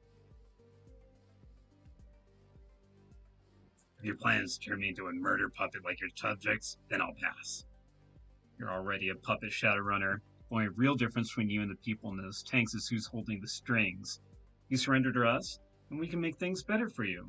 Our subjects don't feel any guilt or pain or fear. The machines take all that away from them. You'll never need or want for anything. This is your last chance. Throw down your weapons or we'll pry them from your dead hands. What will it be?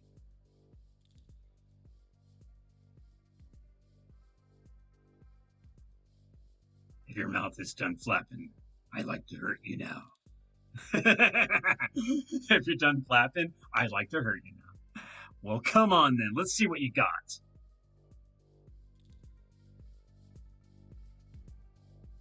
Let's see. Well, first off, let's stand here.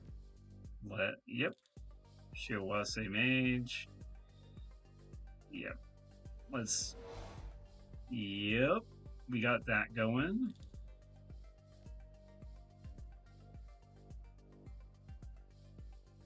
Raichu? Yeah. Get some aims. Alright, let's mark again. Let's see. Assassin. Is that...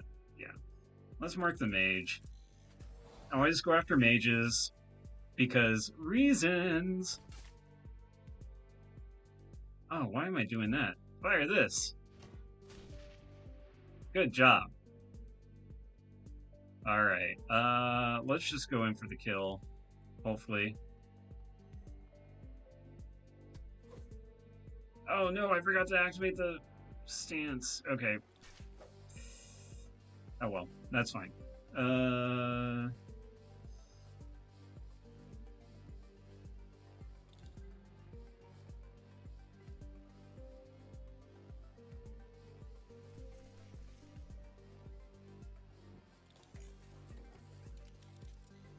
Alright, let's get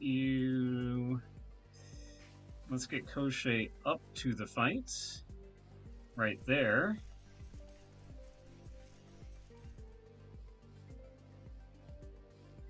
And then... Good night.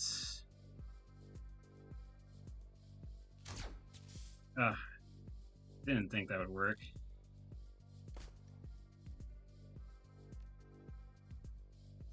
Yeah, that kamikaze is no joke. Holy moly. Oof. Holy moly. Damn. Okay. So they mean business.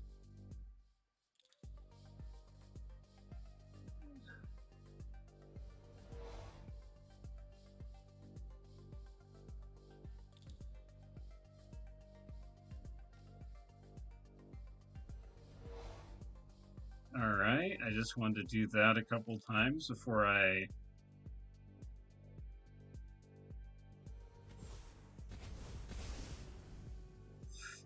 Ouch. My bad. So, it's not always a good thing to stand on a ley line.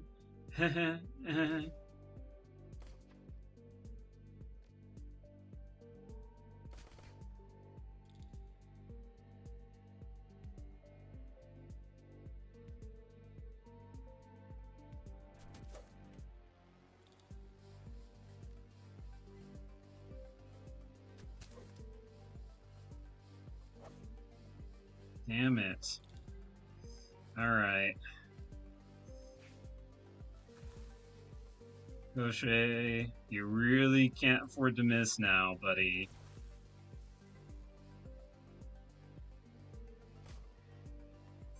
There you go. Good job.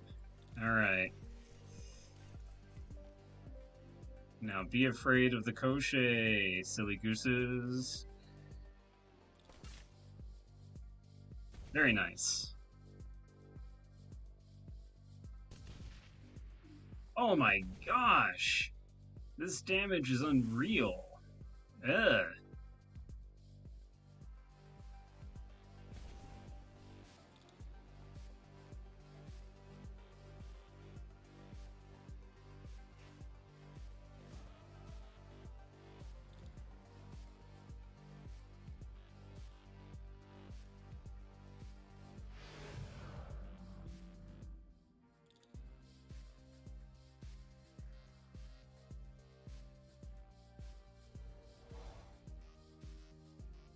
Alright, let's sort it up.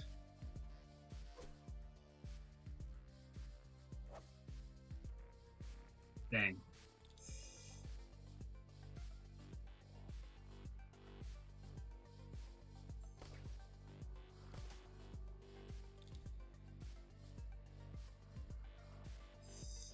And maybe? Good job. Alright, well, saving the best for last.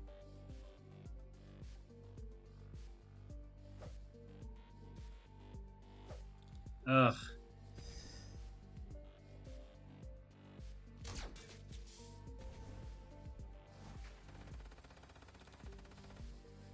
Holy moly. That's not good.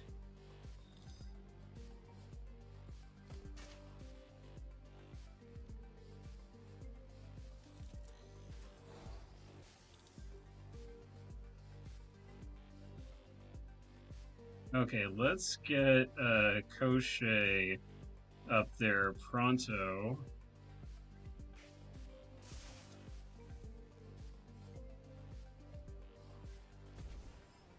Gaucher, you gotta do it for the team, buddy.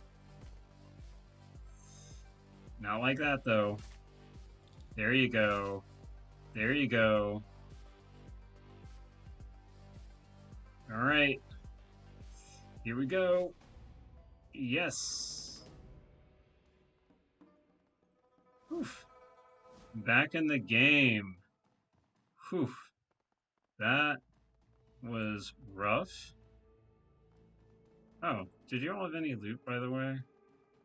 I don't think so. No. That's fine.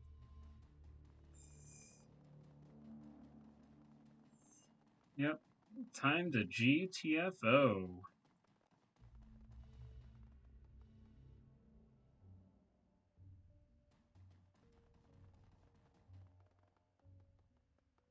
Hello, this is Dr. Tang. Thank you again for letting me leave the lab, for letting me live. Unfortunately, we have a problem. Great timing, Doc. I already have one foot out the door. Look, here's the deal. I don't know how many test subjects were infected with SARS-3, and it's possible that some of the subjects that you encountered were carriers. Well, shit. This isn't my fault, I swear. Dr. Nye never told me they'd been testing the disease on the test subjects. It was all done behind my back. If the subjects were, in fact, infected, well, that would be bad. It means that when I released them from their cells, SARS-3 would have begun to circulate the facility. You could have been infected, and I can't risk anything that disease get loose again. Anybody leaving the facility needs to be treated with the antibodies you're carrying. No exceptions. Long story short, I need as much of that cure as you can give me. Whatever you don't need for your client and yourself, you gotta leave it for me. You got access to your lab. Why can't you just whip up another batch yourself? After what you did here today, my equipment was shot to hell. What's more, it'll take too long. People start dropping dead long before I can clone off another batch. Look, I'll give you everything I have in the bank if you leave me all the vials you don't need. Obviously, you can keep doses for yourself and your client. Hell, keep them for anyone else that you might be worried about too. There's enough to go around. All I need you to do is leave whatever you don't need where you're standing.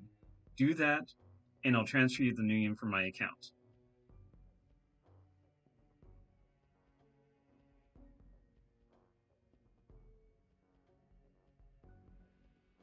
I may be willing to help you, but only if you help me first.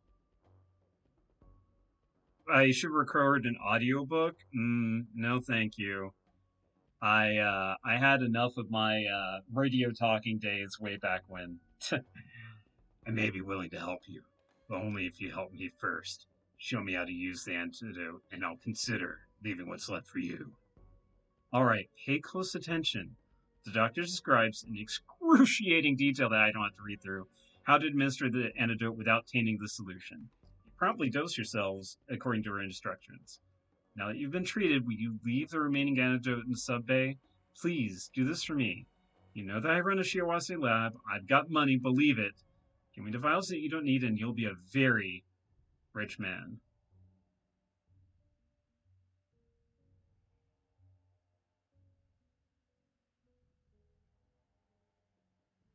Mm.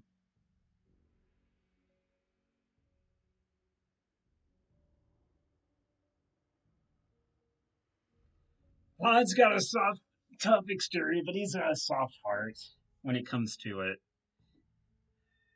You got yourself a deal. I'll send a wire to you immediately. Thank you. I mean that. But 850. A very rich man. I make 850 just walking out the door. Oh my god. Whatever. Fine.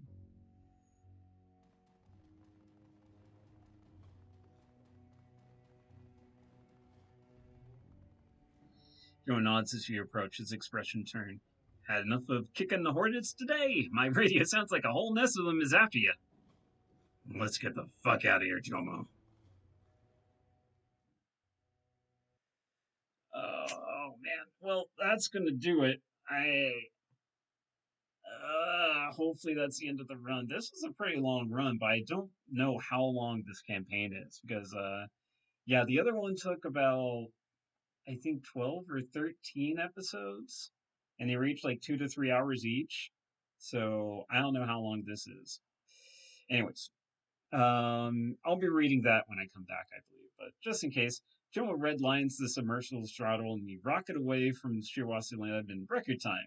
The Orc remains glued to the sonar and inertial guidance readouts, constantly scanning for pursuit. Thankfully, nobody seems to be on your tail.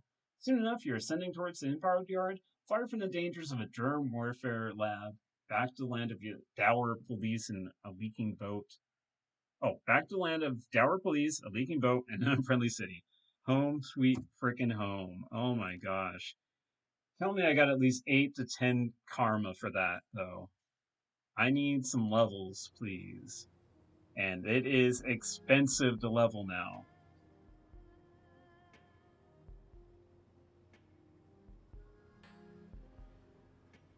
8. All right. Well, I'm going to save it. And we're going to call it here. I know this was kind of a lengthier one, so I don't know how many of you are still here, but thank you so much for coming by, sticking around. I will be doing either this or Smash Brothers tournament on Friday. I'm not sure which one yet. It just depends on, the Thanksgivingness of tomorrow and stuff like that. And speaking of which, I just want to say